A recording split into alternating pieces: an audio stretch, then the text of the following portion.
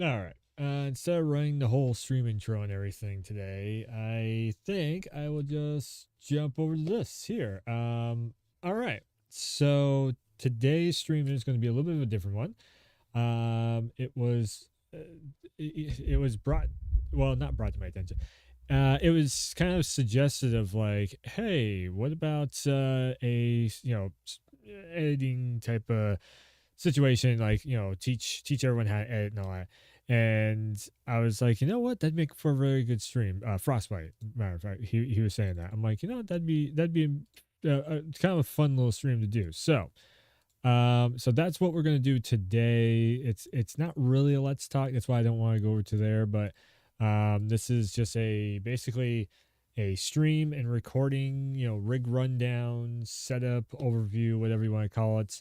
I'm gonna tell from scratch how I make videos and like the whole editing process and all that good stuff. So everything about making videos and all that stuff. I see I just dropped a little bit of frames. I'm just looking to see if it's catching up with itself. The only thing that I'm like wondering if the computer, if my main editing work rig is going to be able to hold up with the whole thing of rendering and streaming at the same time. Because I stream to two different platforms, both YouTube and Twitch. So I'm kind of curious to see if it's going to hold up overall. So yeah, it said I dropped some frames. I get and the server is kind of cutting out here. Are we gonna have one of these? Is this just going to be a thing now for the next few weeks, where the servers just start cutting out a little bit by a little bit? What the hell? What the hell? Yeah, 'cause I was just gonna go for like a couple hours today. All right, so I'm just keeping an eye on everything, see if it's cutting out at all. Um, So yeah, well, okay, so let's just get into it. So from scratch, the first thing, if I am to start up and do, I'm gonna keep this like VOD up on the channel as like the behind the scenes kind of like video VOD thing, and then I will also post up the actual full on like finished product of the video up onto the main channel as a video. So yeah, it should be kind of fun. All right, so first up, depending on your setup, so if I'm just going to record like a regular video and I'm seeing the connections cutting out again, what the fuck? Hold on. Definitely seeing some drops happening. Oops, and I closed out the other tab. Not what I wanted to do at all.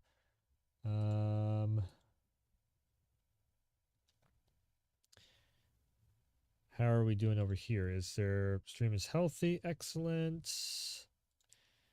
Um, I was actually looking for. There's no drops over there. I guess it's just a Twitch thing. It's just a Twitch side of things, dropping every once in a while. Okay, whatever. I'll just do the damn thing. Hold up 1 second.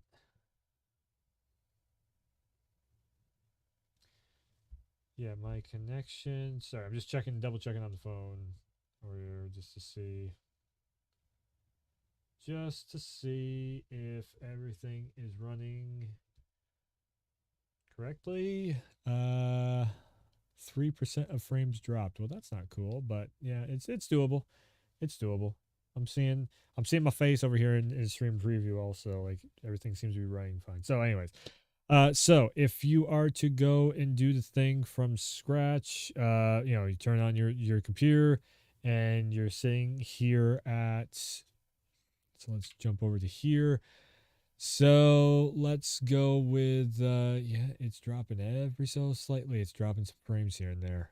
Damn it, Twitch. It's just yeah.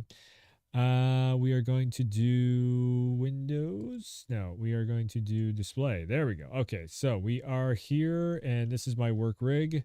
Um, so normally I have a folder with all the video files in it and whatnot, and I record in Was it MK something or other? Hold on. We're gonna switch over to here, and it's gonna make the matrix happen.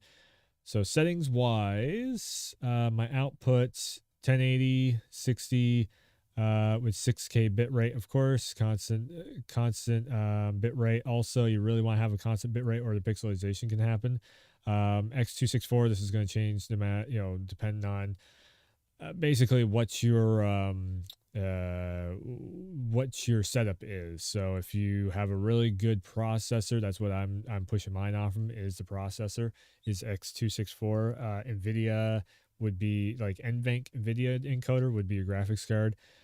So recording wise, so if you are just recording, you're not streaming at all. So then what I do is the recording for while I'm streaming goes over my graphics card. So I can get a nice good recording from the NVENC 264, 1080p, 60 FPS. I do MKV in case OBS decides to freeze up on me. Then I have it's just on the fly. So when you do MKV, what it does is it makes it into a folder or into a file that's like no matter what, you don't have to worry about it like corrupting or just not being there. Let me bring this over. There we go. Make myself a little bit bigger on the screen. Why not, right? So if I was to say sit down to make a Let's Talk video, and I think that's probably the easiest types of videos I do make. Yes, Let's Talk videos. They make sometimes the most views, but they are the easiest to make. Sometimes the easiest videos are the best ones for just getting something done, getting a point across. It doesn't take up a ton of time. You can just do it, bang, bang, boom, and it's up on the YouTube channel. So where do we start with that? Let's go back over to. So this is my gaming rig here. Sometimes I use the dual PC setup to record with. Other times I'll just use the regular work computer. By the way, I got 3 different monitors going on. So this is like my main. This what you're seeing here is the main monitor that I game on. That sometimes I work on, but. So what I'll do is I'll do a bit of a draft. So like this is a video I've had in my mind to make for almost like 3 or 4 months now. I just haven't actually sat down to make it yet. So I figured, hey, this is a great time, better than ever. So this is where the process starts. The big question is, and also this video probably won't do that well because it's not specifically catered towards like one game or one piece of like media, something or other that's going on of like the new PSVR 2 headset. If I really want to make a video that is going to get a lot of attention, it will be on something like that where it's actually I'll bring up my videos. This is something I just wanted to do for like the year-end stuff. So if you're trying to do YouTube, and I've never seen anybody really go over all this stuff. So like this one here, Armored Core 6, the Miyazaki Yamamura interview was the last one that I made, December 14th. I actually really need to get another Let's Talk video made. I realized it's been like a full-on week since I made one. So 192 views, and it's because it's around Armored Core 6. And when it comes down to like, how do you get it in the algorithm and everything? So Let's Talk is something that's, a lot of people use the Let's Talk thing now. I've been doing it for like 8 years, I think 8-9 years I've been doing Let's Talk videos.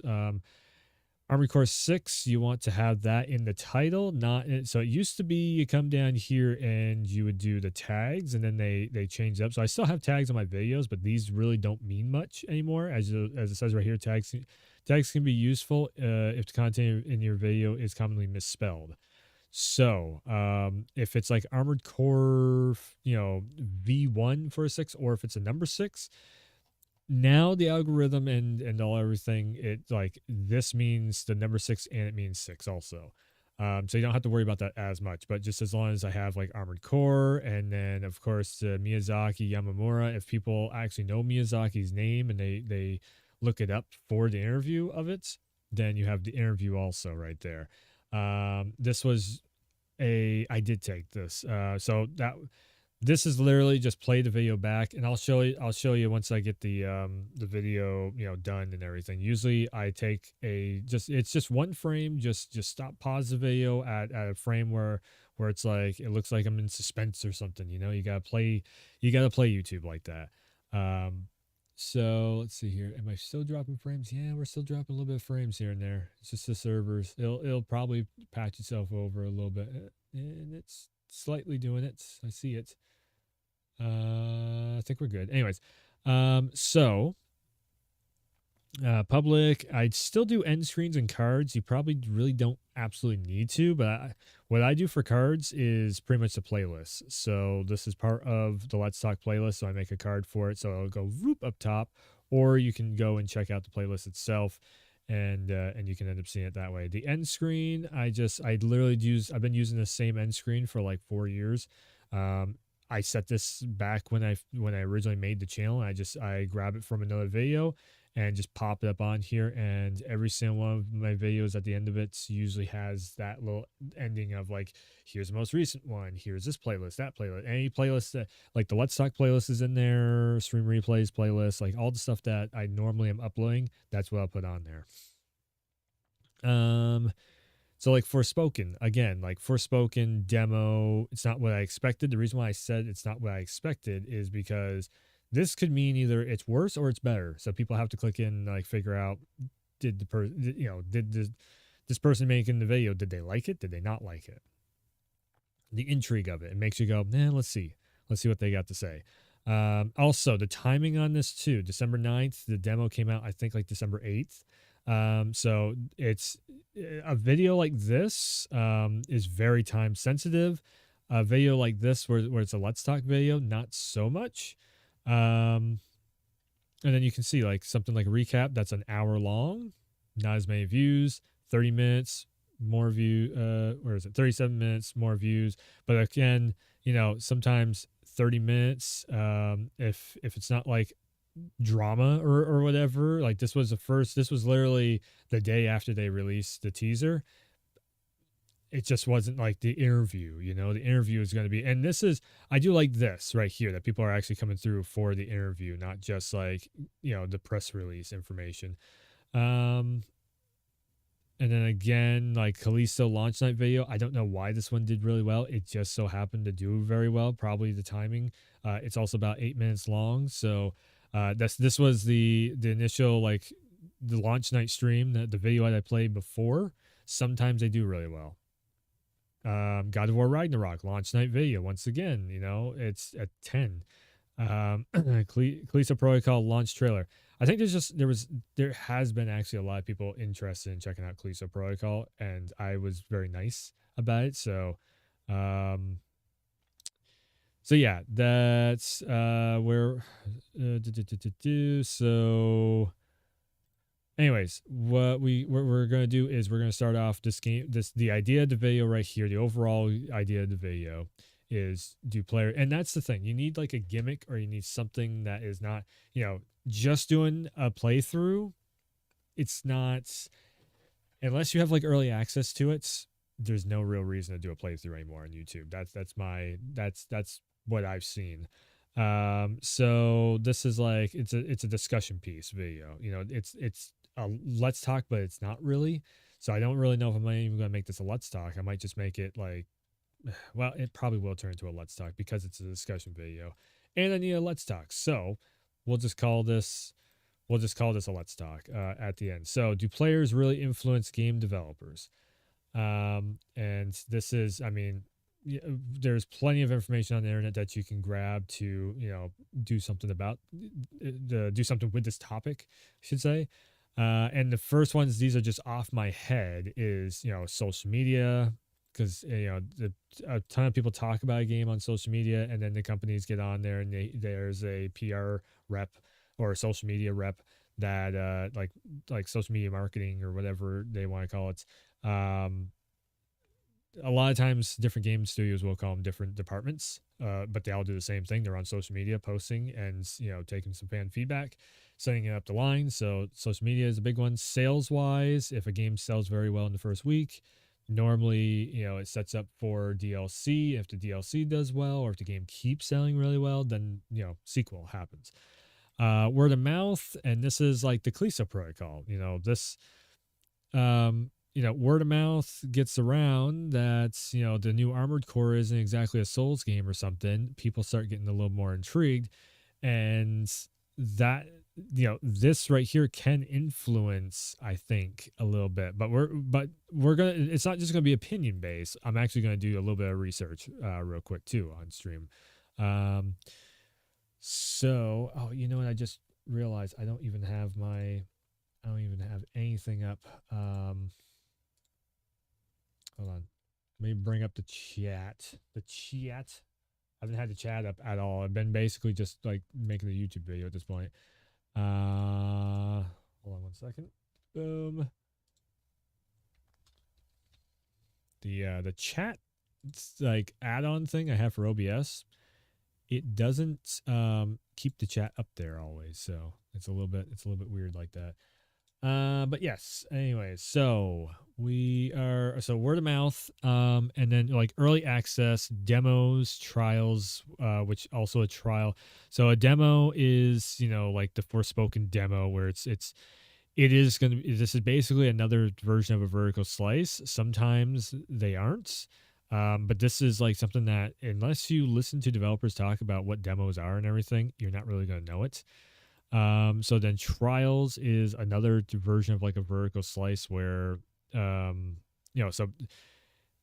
if it's a beta, then normally they have a bit of a, part of the development team that is making like this chunk of the game that you actually end up running through. And it's sometimes it's not even like a level that's in the full on release of the game. It's just like a little chunk that they made just to test out public opinion on it, which again, do players really influence game developers? If they are putting out a beta on something, yes, because they're looking specifically for player influence on that. So something like a demo, sometimes demos are earlier builds of a game, and it doesn't really have an influence because they've already moved on from that demo. It's just more or less like the demo is there to help spread the word of like this is what the game is, which I feel like a lot of people are saying that about Forspoken, but the problem is like the last 3 months of it depends on the studio. Some studios, the last 3 months is bug fixes and the game's pretty much done. They're not going to be, or they're working on a day one patch. So when the game comes out, if they don't have the day one patch ready on release day, then it's going to be a minute. Which I think that's what's going to happen with Forspoken after having hands on with it and seeing what they showed at Tokyo Game Show was very similar to what they showed in the demo. So this demo is older, but that was also like a few months ago, and I mean maybe 4 months they can work on some extra stuff. But I'm thinking it's probably bug fixes, and like the day one patch might have something of like where the user feedback influencing the game developers is okay. Like there's a menu in there with the fisheye lens on it, and there's a lot of people are like, I don't like the fisheye lens. That might come in a day one patch because that's development cycles. That's the way it would be have to put into the day one patch, not push. If it's gone gold, that's the final version of the game. Everything else is a hot patch, update type of situation. So trials is actually a different thing altogether too. You have the whole game download with a trial, with an early access trial, or like an EA trial, like what when I did the Need for Speed. How long ago was that when I played Need for Speed? That was a live. That was I streamed it. Where was it? Crisis Core, Callisto. Yeah, so Need for Speed Unbound. When I played the early access trial, the first 2 hours of it was from the 10-hour trial through Game Pass or EA app, EA Play, whatever you want to call it.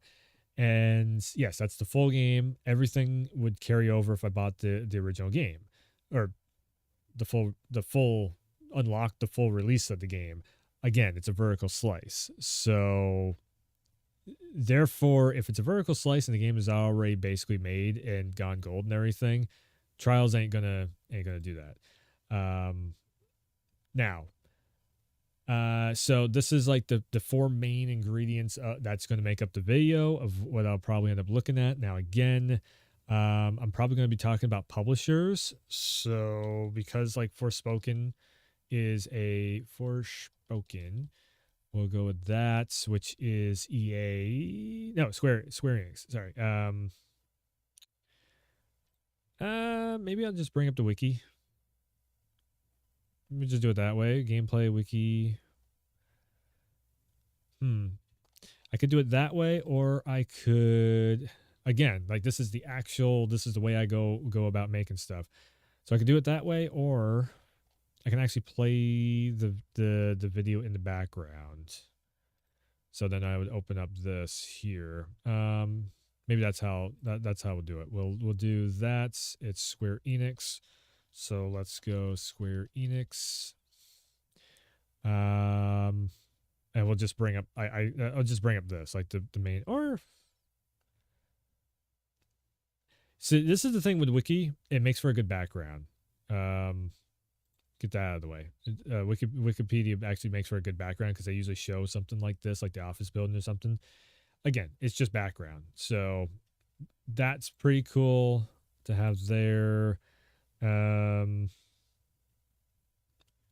yeah, and then like just a little bit of the gameplay in the background also helps make the video just pop a little bit extra. So that's like a Square Enix. Let's go with bring up another tab. We can talk about like From Software. So Armored Core 6 is a hot topic right now, so we'll bring up Armored Core 6, the video for that. No audio in the background, just to have the video going if it wants to load, because YouTube loves to do that, not like to load. I might actually get it to a point where, okay, so From Software's logo is up there. Good. What's another company, another publisher that we can talk about here? PlayStation Studios would probably be a good one, also because we just had like God of War Ragnarok happen, and the Last of Us TV show is going to happen. So that also pushes, if I'm talking about Naughty Dog, or something Naughty Dog related, kind of keeps it in topic with what's coming up. So that's another thing that you can, it's the little tricks to the video like that, But again, we'll go with just like I did before, from Softworks or software. Just bring that up, boom. And do I want to do Naughty Dog, or do I want to do, again, this is just a setup for the video. Callisto Protocol could also be. You know what sucks is I don't have any footage of the latest update for Callisto Protocol, because it actually everything they're like listening really well, and everything that the fan base was saying for feedback, Callisto, those guys working on Callisto actually implemented into the game, so all the animations run way quicker now and everything. So that'd be a very good, like very topical thing to throw in the video.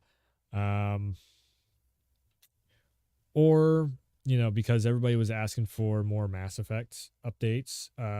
Again, BioWare, they were like, yeah, okay, we got something that we're working on, so they threw out the audio. That could be another thing. I think Callisto will probably be more topical going forward, though. Maybe. Well, this is the toss-up. Really, I mean, I'm overthinking this at this point, though. I could go with Callisto, no problem at all. So you know what? Yeah, we'll do the launch night video. I'll put that up in the background also. I'm overthinking it a little bit. And that's something that you can end up getting into. You get into overthinking it a bit. And yeah, that should be good for background stuff, because the video's not going to be that long. So I just need a little bit of stuff running in the background. Boom, boom, boom, boom. Social media. Let's bring up Twitter.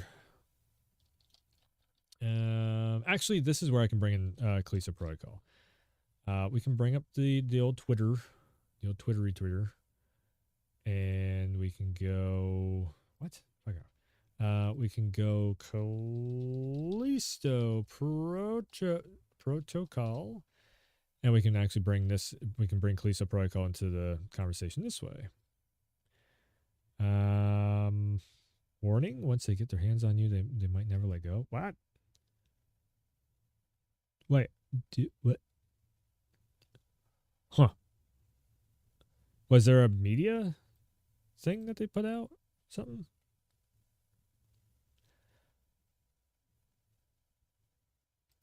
There's literally no audio. Oh god, this computer. That's right. I've been having this problem with this computer where the audio just doesn't want to run.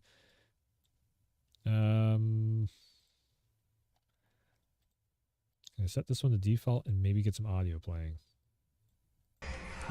Hey, it works. Nice. I didn't think that would actually work. That's very loud. Holy shit, that's very loud. This is my headphones. Wow. Callisto Protocol available now. I was kind of thinking maybe I could find the update that they did.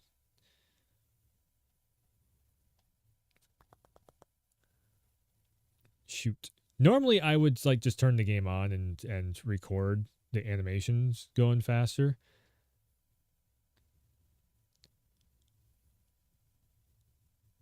I mean, even that right there. Yeah. Even that right there, the animation went so much quicker of what it used to do. I wish I could. Wait, does anybody have a before and after shot of the animations for Callisto? Because that'd make for a great Callisto Protocol before and after patch. Okay. Does somebody just have gameplay? I'm not trying to like rip somebody's video off. Maybe? If it's an analysis video, I don't mind doing that because it's like made to show the difference. Okay, so this is the reflections. It was mainly about the animation speed because the animation speed was it was so slow before, and now it's if everything feels like it's a fast forward. Okay, so this is just like an FPS. Again, like normally I would just turn the game on and record it.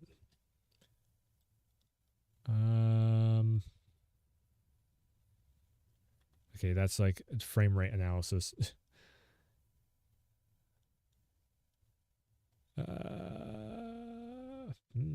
This is and this is where it's like hard to even yeah, this is probably still because like okay, so what I was looking for was before the patch update, you went to go switch your gun and he's like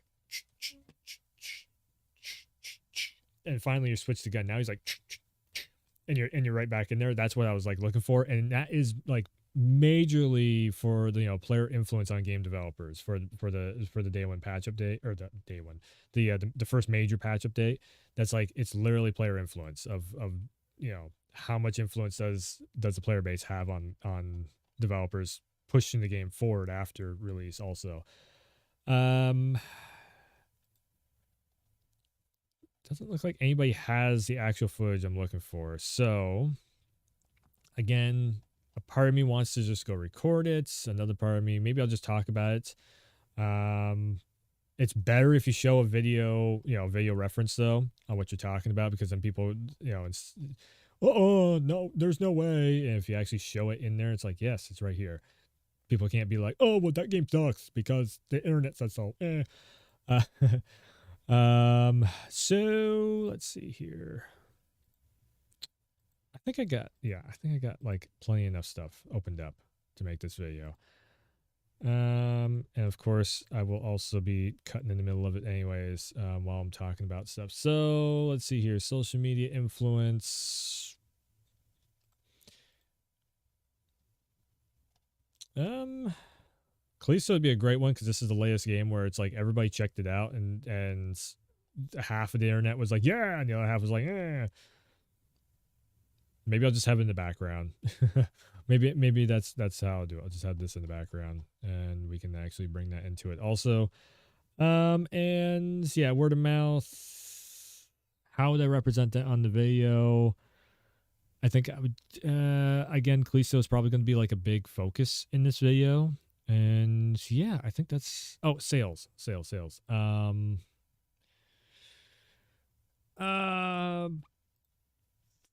Sales wise, let's go with what is a game that's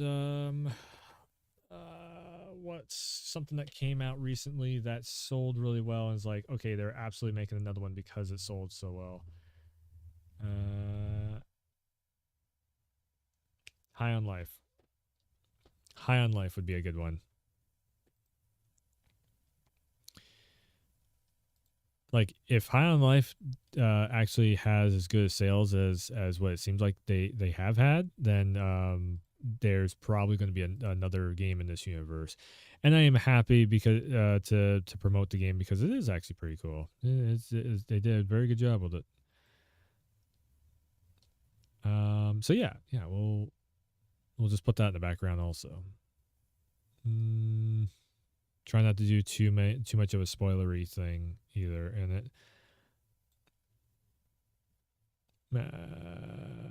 Okay. I want something where I'm just like just bugging around.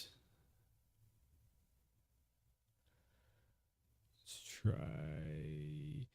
Yeah, the shootout. That'd be perfect. Okay. Nice.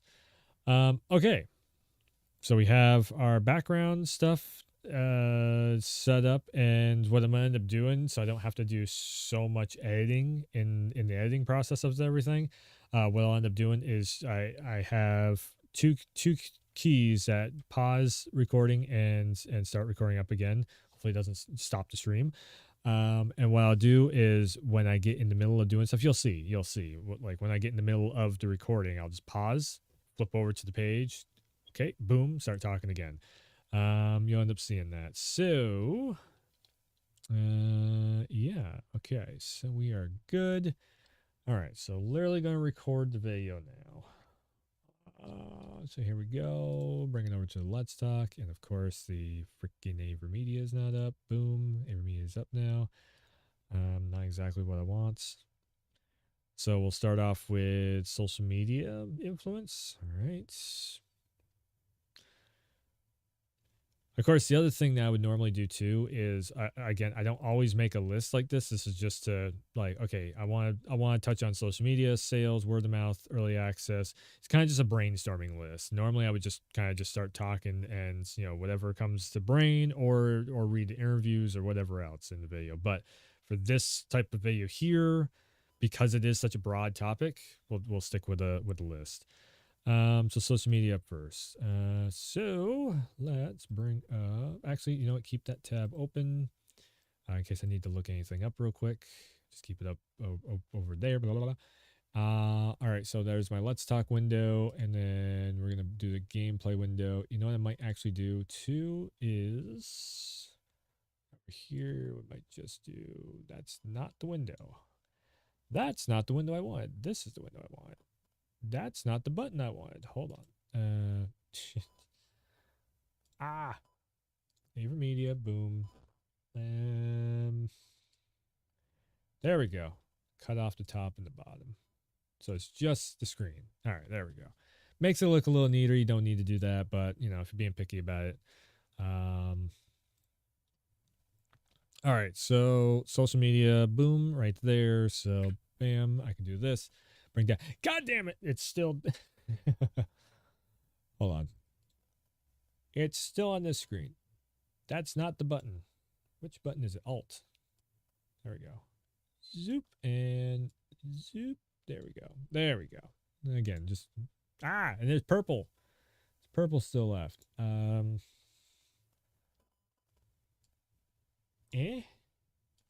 Cool. All right. So let's record this. So recording has started. All right. Then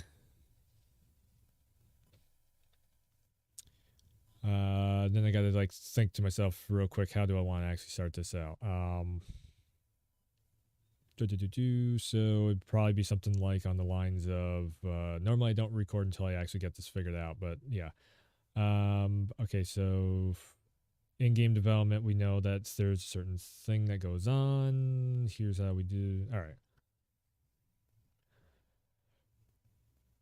All right, so this is going to be a little bit of a different video for today. It's not quite a Let's Talk, but it is kind of a Let's Talk. We're going to go just outside of everything since we are at the end of the year and there's not too much in the way of game news happening.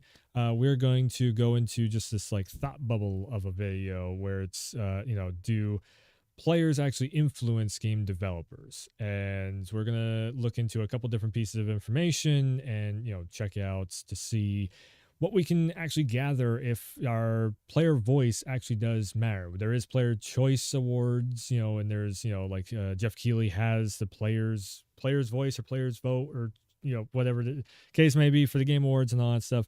And there is award shows dedicated directly just for players choice. But what I'm wondering in this video is, do sales, social media, and word of mouth all contribute to the factor of whether or not a game does well, or if there's changes that gets made, or DLC patch updates, all that, etc. So let's start off with the influence on game developers with social media. So with that being said, let's jump over to here. So Callisto Protocol, some people love this game, some people hate it. Some people are just still looking for, like Death Stranding to come out, or Dead Space to come out. And yeah, I'm in the boat where I actually kind of enjoyed Callisto Protocol for what it was. I didn't mind it. By the end of it, I definitely could tell the last 3 chapters were, being reused assets and everything, but social media kind of went off on this game, and I feel like it wasn't quite rightfully so that they went off on it. There was definitely a lot of stuff. Like 2 hours ago, they just put out a video. They're still working on this. They're still working to make the game better. So there was a lot of fan feedback in the way of that'll be edited out. So there was a lot of fan feedback in the way of like how animations were running, and how certain things, like your dodge moves and all that stuff were in the game. And in all honesty, the developers, they've been hearing that. They have been hearing everything that everybody's saying, but there's only so much you can work on at one time. But there has been a major update to where the animations go a lot quicker. So now when you're at a boss fight, it doesn't, it's not so hard as nails to try and reload a gun or switch your weapons and all that stuff. That's just one example, though. Like the ray trace settings, I guess they also have been trying to work on that as best they can and everything. We've seen that pop up on social media of and also the photo mode and everything that everybody's been playing around with too. It's actually really cool seeing all these different shots and everything. So again, there is some good, some bad when it comes to social media, as there always is. It's just social media. So does this influence the game developers and the way that they approach their aspects of the game? Absolutely. There is actually a full-on like team dedicated to just checking social media. I don't know if it's daily or whatever, but because every development studio has something different. But I know that Callisto, because they're not like this super huge team. They're a good sized team, but they are definitely like checking out different stuff that people are posting up. And when they see screenshots like this where it's like, oh, okay, the game is working, like there's some really weird ass monsters attacking the players the way that we expect them to be attacking, and we're not seeing like overwhelming of like, okay, I just glitched through a wall and I can't make it to the end of the level. That means that they did something right. And again, right here too, listening to your feedback, working hard to further optimize PC performance. And yes, that was a thing with the PC version of it. There was, I guess there was some script coding or something that was just like a little bit off from what they needed to be able to optimize it. So they have been working on all that stuff. The cool thing is, so yeah, they release a PC updates to further improve PSO caching and further reduce any stuttering issues. So maybe some people, and that's where you can also end up seeing trophies don't sync on PS4. Several of you have been asking. Confirmed PS4 is now synced via PSN. Thanks. Okay. again, and this is the stuff when they are coming in and start talking to the fan base and the public at large like this. It's a very good sign that yes, your player influence is actually having something to do with the game developers. They're hearing you, and this you might not have all your updates happen in one update right when you say it, but they are at least seeing it. If there's enough people that end up saying the same thing is wrong, they will end up going in and being like, okay, so this is a little more higher priority problem with this. Like the animation timing was a big one, and now like the first major update, boom, we have animation timing addressed because there's enough people being like, okay, this is tough as nails trying to switch weapons and everything. Can we get it a little bit quicker? That happens. So again, like Callisto Protocol is just a perfect example of where social media, can definitely influence what ends up happening. And also you'll end up seeing sometimes they're like, okay, what about this type of DLC? Would you guys want to see this? And that ends up happening also. The another one that I can think of right off the top of my head too is the Elden Ring DLC. Again, this will be a little bit of an edit cut. There we go. So the Elden Ring DLC, this is something that was in the works, but it could have been easily cut also. And there was enough people who are like, oh yeah, Coliseum, that's actually pretty cool. So they're like, okay, we need to actually do this. And then of course they also did a hot patch fix, which this hot patch fix when they do like 108s, this is also from a bunch of fan feedback of like, okay, there's 10% of all the players are having a problem with this aspect of the game or whatever. That will end up going into the hot patch fix. Sooner or later they'll end up having a patch update for it because there's enough people complaining about it. Another thing that you can also kind of put into this too is modding. Like if they see something's getting modded a lot, then sometimes the stuff that gets modded gets brought down to console level because consoles don't do mods. And that's actually something where that's another spot where fans can influence the direction on where the developers take the game developments after the launch has happened also. Okay, so I can like pause the recording there. That was a lot. Okay, so sales wise, which one did I have? Okay, I was just gonna put on high on life in the background for sales wise. So we'll just do this, and we will go into this. Where's my okay? Where do I start actually moving? So we have some action happening in the background. Noise. Boom. Okay, so another. Actually, you know what? Let's do it like that. So it's not so okay. So another aspect of player influence on game development is sales wise. So the first week of sales, something that we know just from listening to developers talk on podcasts and everything, is that the first week of sales is very crucial because it lets so you have your publishers and you have your game developers. Your publishers are going to be, and I've said this on stream many times before, like so From Software is actually a developer. They are not a publisher. It's like them and Bandai are both. So From Software has development teams underneath them, but they are not a publisher. There is actually one more. There's one company that actually owns them. The parent company, I do believe, is this one. Yeah. So the parent company is actually this company here. I don't even want to attempt to say it because I'm going to say it wrong. But since they own From Software, they greenlight the funding that goes into the next From Software project. So like Armored Core got greenlit, and then that money goes down to From Software, Miyazaki or Yamamura. They can take that funding and put it wherever they need to in the different studios, departments, whatnot.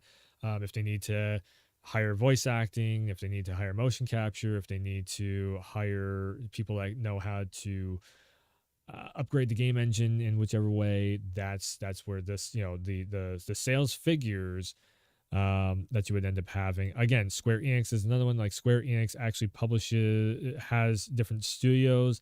I do believe they are actually their own publisher though. Yes, they are their own publisher. So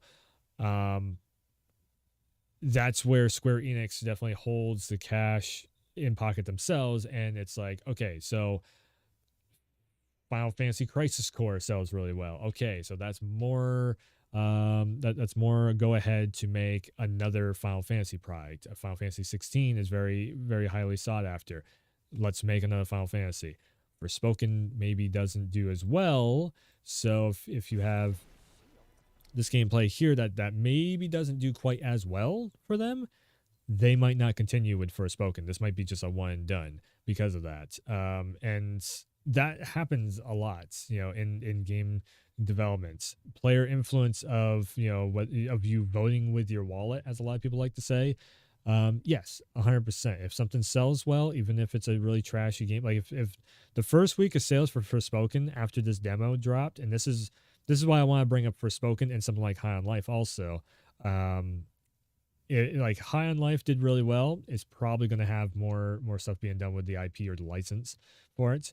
Forspoken is a brand new IP, a brand new license.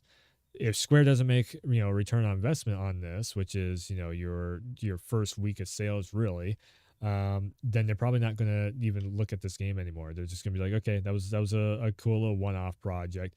Maybe people don't like kind of more of a shooter style Square Enix game anymore or whatever. Um, that the higher ups at Square are going to be saying that, while the developers are like, but we could just try another thing. The reason why Strange of the Paradise got so many updates to that one is because yes, it sold pretty decently.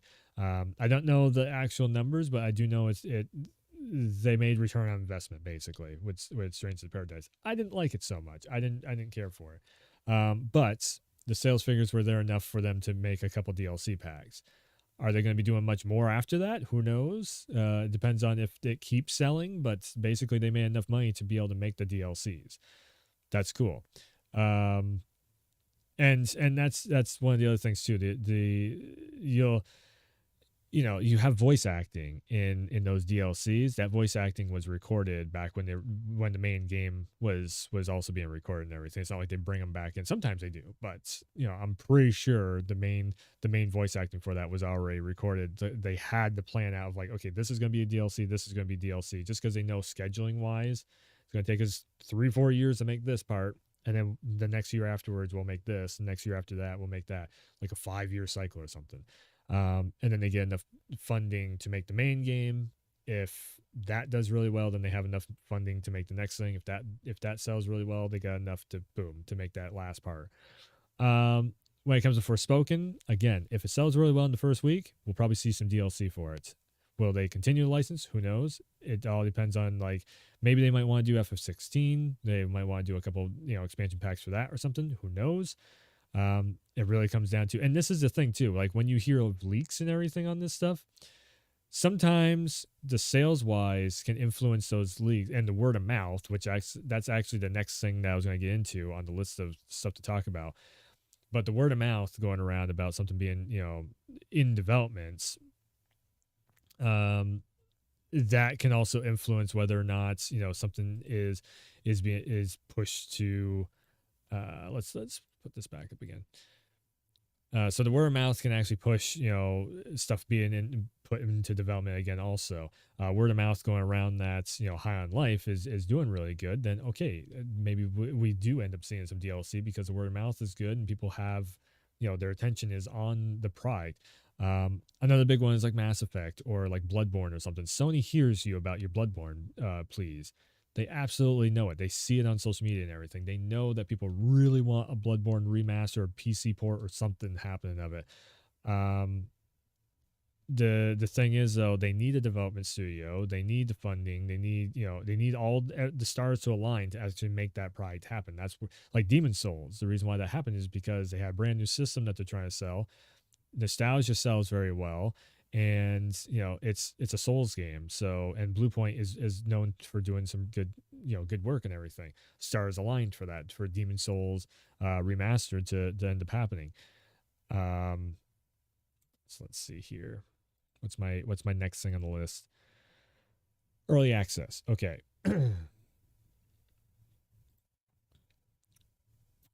Okay, what did I have for an early access thing? You know what? Let's go with for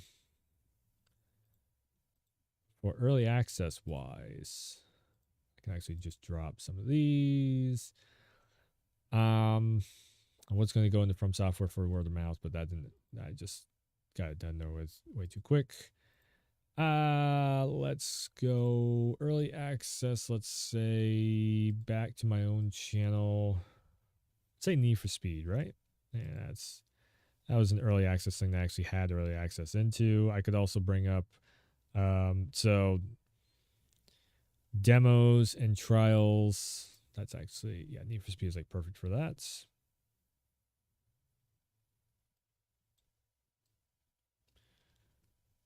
Customizing, customizing, customizing. Okay.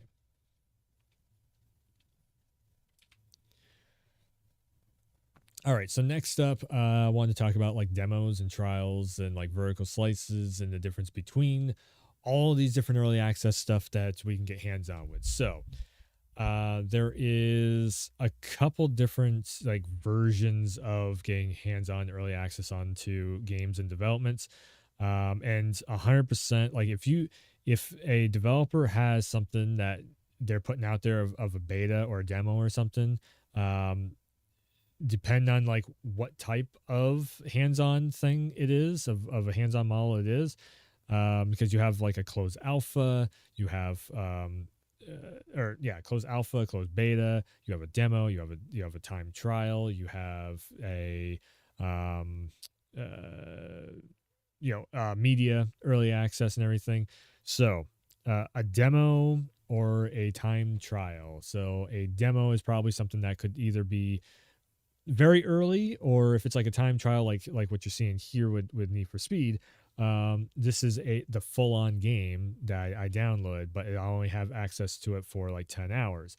Another one that ended up happening. Okay, and again we're gonna go over to oh god, that was so long ago. It's the next page over. Oh, where was it? Nope, this is lives. I need videos. Wolong. Where's my Wolong video?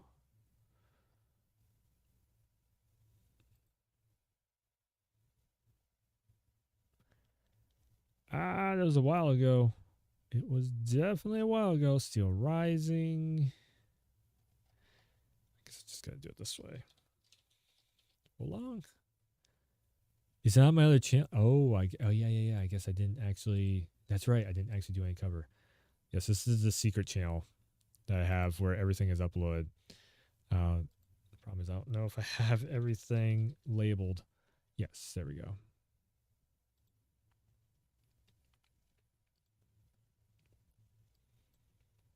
Yeah, so this is like the very, very high quality upload.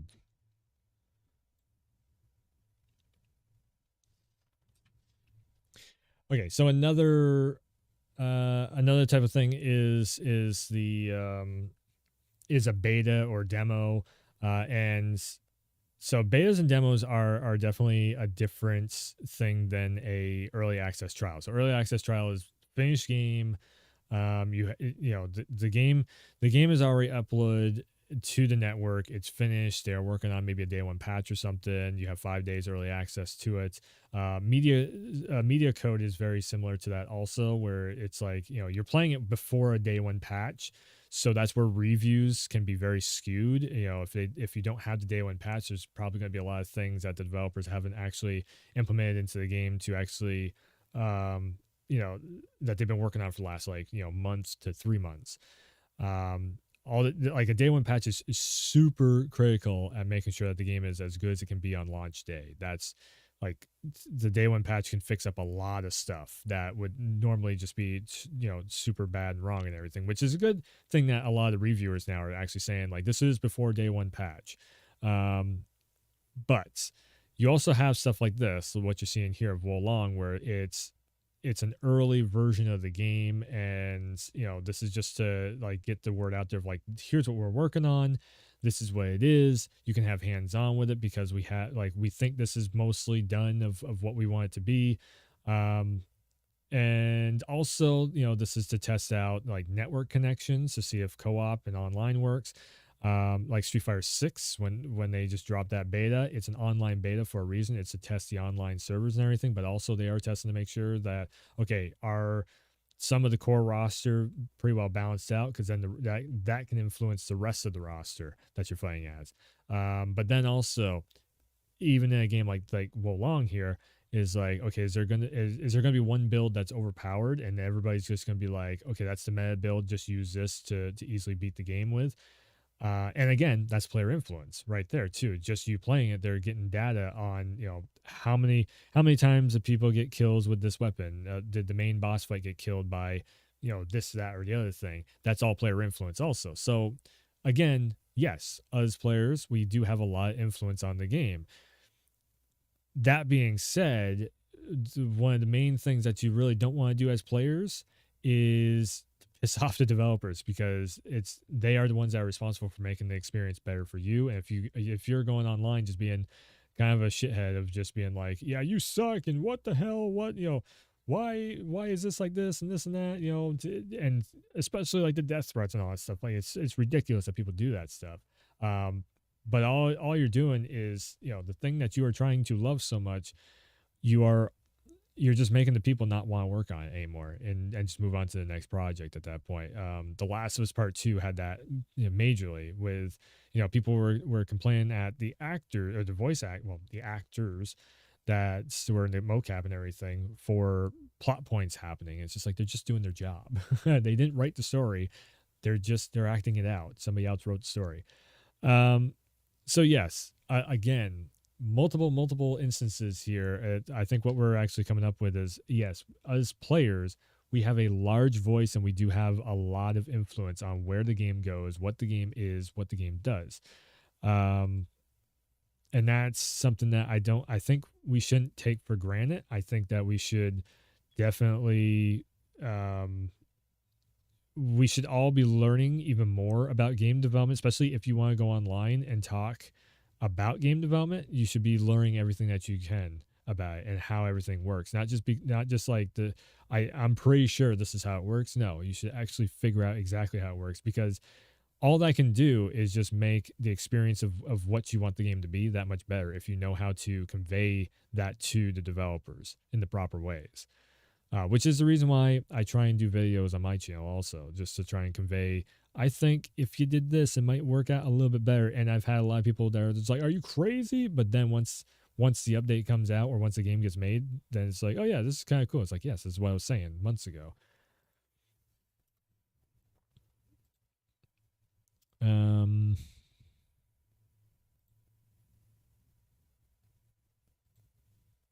let's go with a little bit of Street Fighter 6. Let's go to like the trailer or something. Go a little bit of Street Fighter 6 also in here. 1 million views. Okay, I got 3 minutes to talk about Street Fighter 6 a little bit in this too.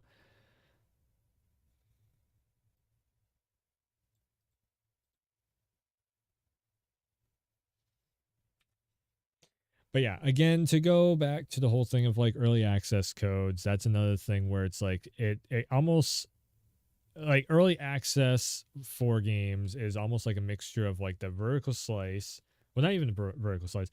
It's like the early build of a game that is almost a vertical slice, but also at the same time it's the word of mouth, because you're getting to see the game, and your favorite, so influencer, so whether it be a YouTuber or a Twitch streamer or maybe somebody on social media or whatever, when they are saying like, this is my experience with the thing, that is influencing. It's word of mouth. So again, word of mouth goes a long ways too. It can make or break a game by just bad word of mouth. Like Cyberpunk, for some people it ran just fine.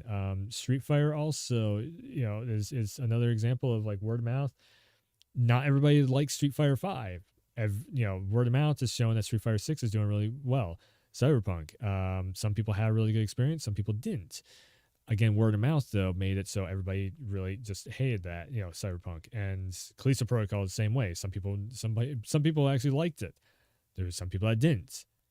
It's just personal opinion, but that personal opinion has a lot of weight when you are, influencer of sorts for games. Um, and that's one of those things where I definitely have seen the influence from developers of being like, well, I guess people didn't really like this aspect, so maybe we'll change that for the next one. And sometimes it's just that vocal minority that ends up, making a change happen for a game, and the majority of player base don't like it. And then the developers are like, well, what the hell? What we were hearing from fan feedback was, you guys didn't like this, but now you're complaining that it's not there. So I've also seen that happen too, which is like, oof, it's just one of those things. But yeah. Overall, does player feedback or player's voice influence game development? Yes, on multiple different levels. Um, Again, just keep. I think my biggest thing that I could end up saying for everyone is, instead of keeping tabs on like IGNs and Game Informers and like VGC and what's the other ones, all these publications that do news, keep an eye on the developers themselves and see what they have been saying. It's like Ed Boon that makes Mortal Kombat. There was a meme going around about a couple different fighters, and it's one of those things where another game developer heard those memes and they're like, okay, well, we'll have that character in our game instead because it doesn't really fit in Mortal Kombat. So we've definitely seen that happen too. But yeah, that's gonna do it for this video for the Let's Talk. I'll definitely wrap this up here. I've been talking for a while about all this stuff. Go and like and share and subscribe and all that stuff over on the YouTube channel with all the different videos if you find anything useful or that you like in the videos. Yeah, you can go check out the Twitch channel also, twitch.tv/Warwolf. Follow over there. You can see when I go live or, whatever.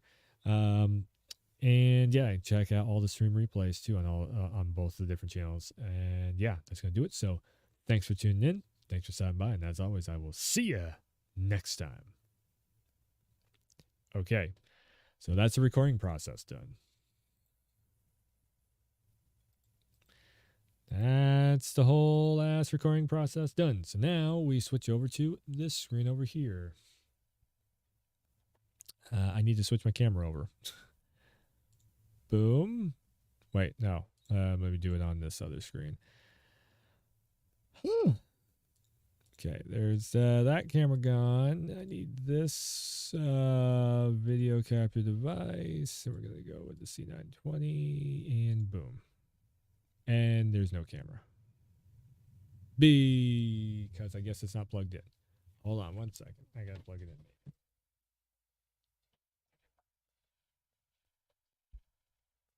It is plugged in. What?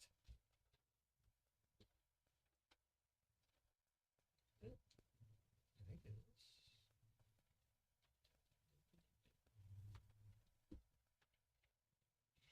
Oh my god, are you plugged in now? Yes. 100% plugged in. Why is it not showing up? What the frick? Let's see if it's actually clicked on the right thing. Boom.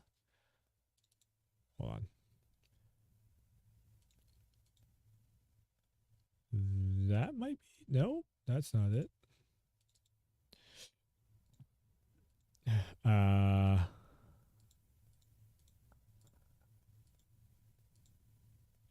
USB video device. No, that's not it.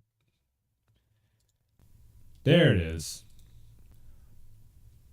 Wow. It's like no lighting on that. That's cool.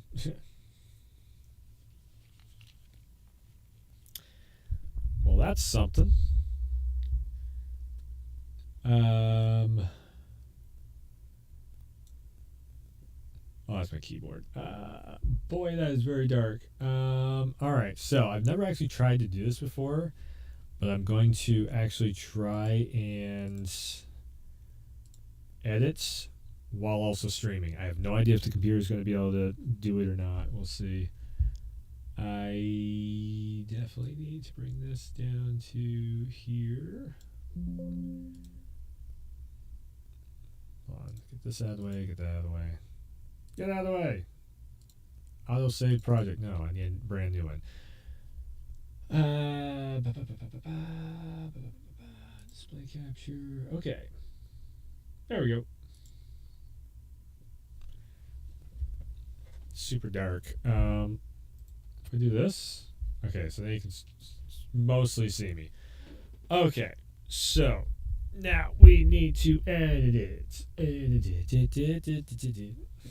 So first up, this is where the editing process starts. Let's bring me up here, I guess. Like either which way I go about it, I'm going to be kind of in the way. So I guess I can put myself there. Yeah, that's better. Okay, so first up, I need to remux because if you were recording in anything other than MP4, then you need to do what you call a remux on it. So, I didn't stop recording. Well, that would help. We need to stop the recording first. Boom. It's funny because normally I record everything in the background that I stream. All right, so first up, like I said, we need to remux it. So get this out of the way. We need to. Then the remux is file on OBS. It is file, and then you go down to remux recordings, and then do that remux. Perfect. It's actually working really well. And of course, nope, that's going to be that. Grab a drink real quick here. Oh my God, would you get out of my way? Get out of my way. Okay, so we remux the recording. Should I just do this without the camera on? And then we're going to have two different files. So one is the MKV file, which actually I can just delete. And one is the MP4 file. So we're going to bring that. We're just going to drop it right over here. And I like to do a very simple little intro, if you will, on the stream. Give me 1 second.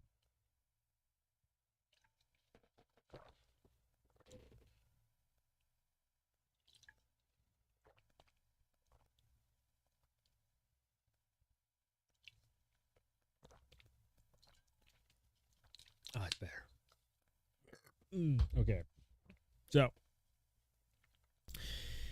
Okay. So we're going to just drop this down here into the timeline. I'm going to zoom in. This is how I do my intro. It's super easy.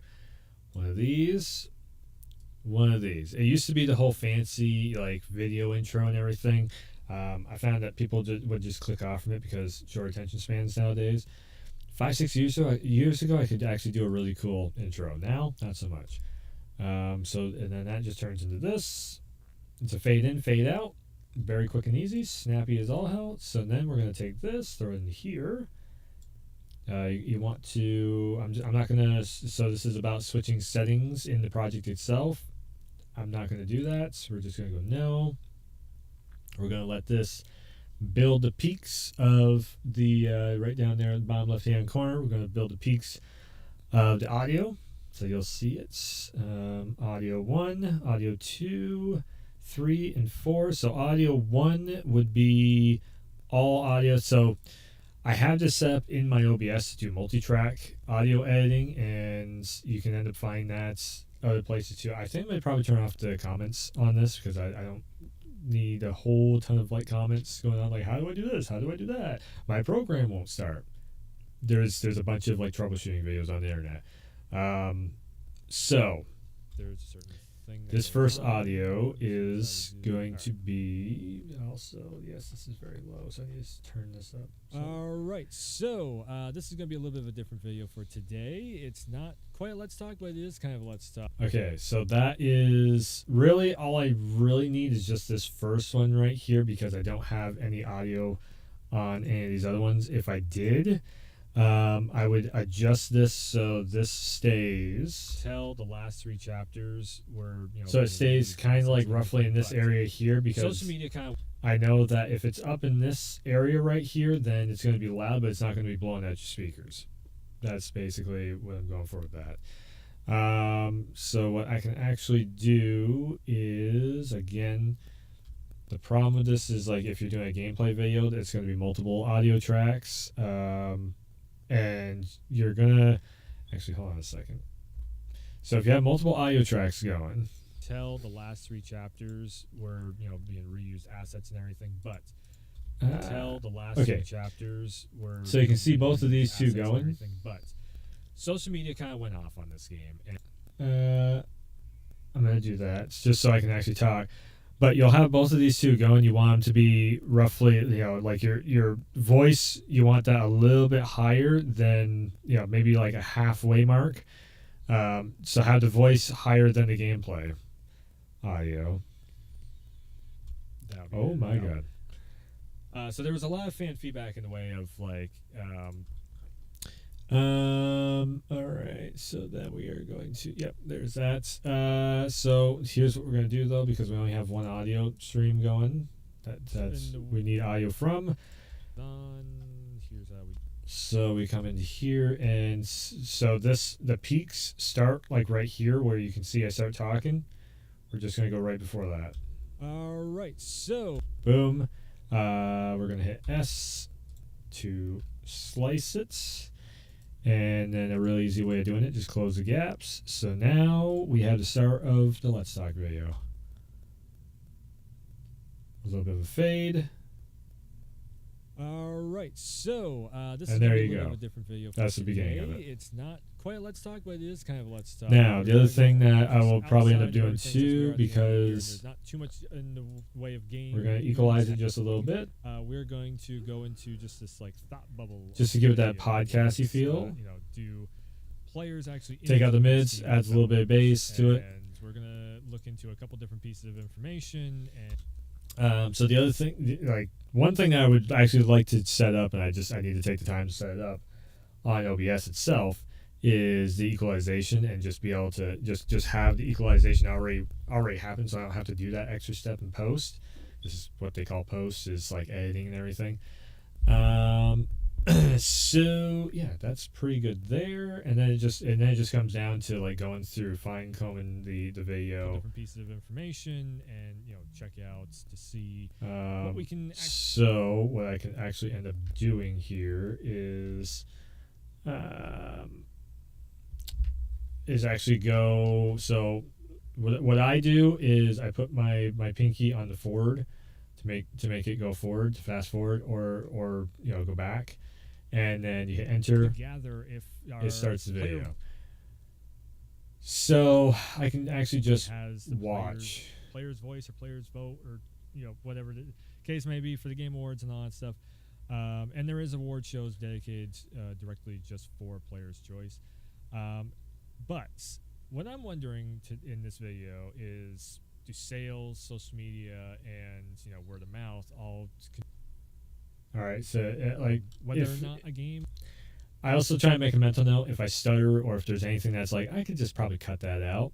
Then I remember what I was talking about, or I try and remember what I was talking about in there, and then we end up doing it. Whether like or not that. a game does well, or if there's changes that gets made, or DLC patch updates, all that, etc. So let's start off with the influence on game developers with social media. So with that being okay, so that right there was social media. With cut and click over to where I start talking. That being said, let's jump to here. So Khalees. I usually, so this is just something that I don't do it on purpose. I do it on kind of just without even thinking about it. So, and usually that's actually where I cut back into the IO. Clusa protocol. Clusa protocol. Clusa protocol. All right, so I usually I'll cut right there, boom, and close the gap on that. Also, I need to save. That's one thing with Sony Vegas and a lot of just like normally all your programs save every 2 seconds. Every time you make a edit or a cut, save because there's a good chance your program might just freeze up on you. It just happens. With social media, Clusa protocol. So there's that quick kick and cut right there. That's how they're made. It's just you're trying to get the most amount of information across in the least amount of time. This game, some people hate it. Some people are just still looking for, like Death Stranding to come out, or Dead Space to come out. Okay, that right there, I made a woof. I made a whiff. Death Stranding. I could just keep it in there for like hee hee ha ha sake, like but Death Stranding to come out, but I think I'm just gonna looking for Dead Space to come out. Dead Space to come out. Space to come out. And I made a. This is the reason why when you're recording, try not to make a shit I messed up, because then if you try and edit around it, this is what's gonna happen. I might actually have to keep the blunder in there. Some people are just still looking for Dead Space to come out, and it looks like I'm freaking now. Some people are just still looking for Dead Space to come out, and yeah, I'm in the boat where I actually kind of enjoyed. I can live with that for what it was. I didn't mind it. By the end of it, I definitely could tell the last 3 chapters were being reused assets and everything, but social media kind of went off on this game, and I feel like it wasn't quite just saved right rightfully there. So that they went off on it. There was definitely a lot of stuff. Like 2 hours ago, they just put out a video. So I might actually do this also, just fast forward a little bit more, and because that is on. Let's try and get this cut. So there was a lot of fan feedback in the way of like. And I said it over again. A lot of.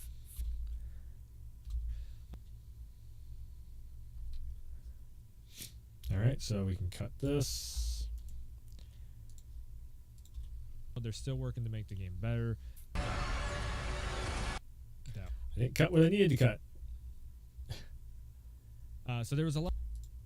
Okay, we're gonna cut that again. There we go. Definitely, Vegas is having a little bit of a hard time editing because I'm also streaming at the same time. So that's definitely we are losing some frames. I think again, it's just the servers. Better.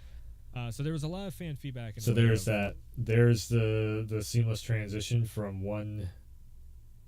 I just take out the oopsie in there, and it goes right back into your main. So there was a lot of fan feedback in the way. Just at the 2 minute mark. So that's like 2 hours in YouTube land of keeping people's attention. Are you bringing in useful information the first 2 minutes? You better hope you are. It'll keep people actually watching. Way of like how animations were running and how certain things like your dodge moves and all that stuff were in the game. And in all honesty, the developers, they've been hearing that. They have been hearing everything that everybody's saying, but there's only so much you can work on at one time. But there has been a major update to where the animations go a lot quicker. So now when you're at a boss fight, it doesn't it's not so hard as nails to try and reload a gun or switch your weapons and all that stuff. That's just one example, though. Like the ray trace settings, I guess they also have been trying to work on that as best they can and everything. We've seen. You know what? I think I'm actually just gonna cut the ray trace settings stuff out because it's extra. It just adds to the length of the video.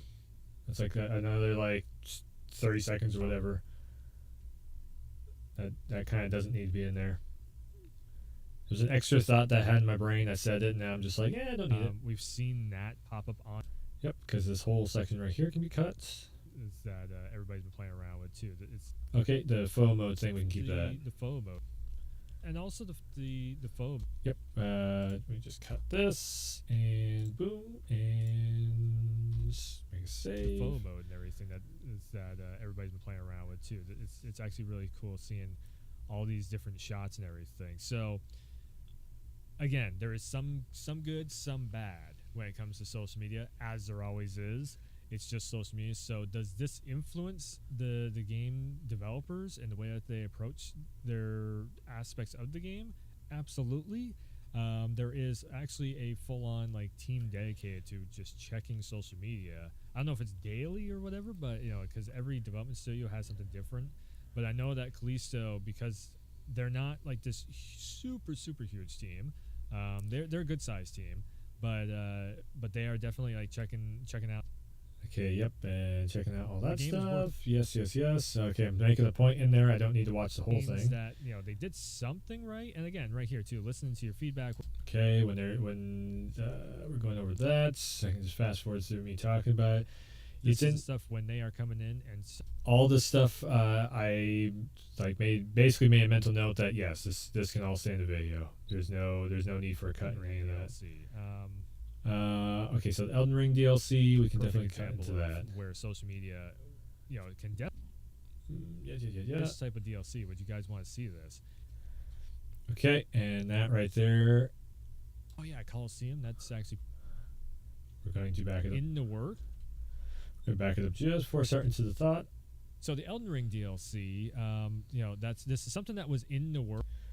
Boom. We can cut that. So we can trim this off. Basically, just trimming the fat off the video. That's what we're doing here. Sometimes they're like, okay, what about this type of DLC? Would you guys want to see this?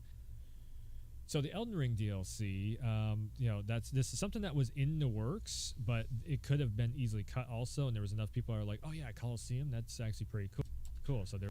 Okay, there ain't nothing that really needs to be cut in here. I'm just going over. Yep. Okay, so that's where the next cut needs to be. Spot where fans can influence, the direction on where the developers take, the game developments after the launch has happened. Also, what was my thought? What was another thing that you can also kind of put into this too is modding. Like if they see something get modded a lot, then sometimes. Again, save. The stuff that gets modded gets brought down to console level because consoles don't do mods. And that's actually something where that's another spot where fans can influence, the direction on where the developers take, the game development. A lot. The game developments. Okay, we're gonna cut there. We're gonna go into. So another aspect of player influence. Go into this here. Just cut that off. I'm trying to get into the next thought bubble. Influence, the direction on where the developers take. The game developments. It's a lot. Another aspect. This is kind of a lot of cuts. Sometimes some of my videos definitely have more cuts than others. I am kind of just like trimming out a lot of little bits and pieces. But again, yeah, if this was something like where I'm just reading an interview or reacting to a trailer or something, then there'd be a lot less cuts in it. But this is like, having multiple different thought bubbles happening at the same time. So there's going to be a lot more editing involved. Of player influence on game development is sales-wise. So the first... I don't like that. And player influence on game development is sales-wise. So the first week of sales development is sales-wise. So the first week the timing sales, on it wouldn't be worth cutting. Okay, it'll stay. Developers talk on podcasts and everything. I don't like it, but it'll stay. Sales is very crucial because it lets so you have your publishers and you have your game developers. That's going to be a cut. I'm going to go over to has development teams underneath them, but they are not a publisher. There is actually one more. There is one company that the funding. Wrong, but I don't even want to attempt to say it because I'm going to say it wrong. But your parent company is actually this company. This one, yeah. Okay, I'm going to try this. I don't know if it's going to work. I might actually have to backtrack on this edit decision. So the parent company Let's see how it works sales overall. is very crucial because it lets so you have your publishers and you have your game developers. So the parent company is actually this company here. I don't even want to attempt to say it because I'm going to say it wrong. But since they own From Software, they greenlight the funding that goes into the next From Software project. So like Armored Core got greenlit, and then that money goes down to From Software, That works. or Yamaha. That works. That's not bad. Either way, that's where this the sales figures that you would end up having. Again, Square Enix is another one. Like Square Enix actually has different studios. This is like how I watch most of my videos. Is just in this little box right here. like everything, even the launch night videos and everything, I will watch them full screen and whatnot. But for the most part, like 80% of the time, I'm watching in this little box right here with the timeline and everything on here. Studios. Okay, so all this. And it's like, okay, so do you believe they are actually their own publisher, though? Yes, they are their own publisher. So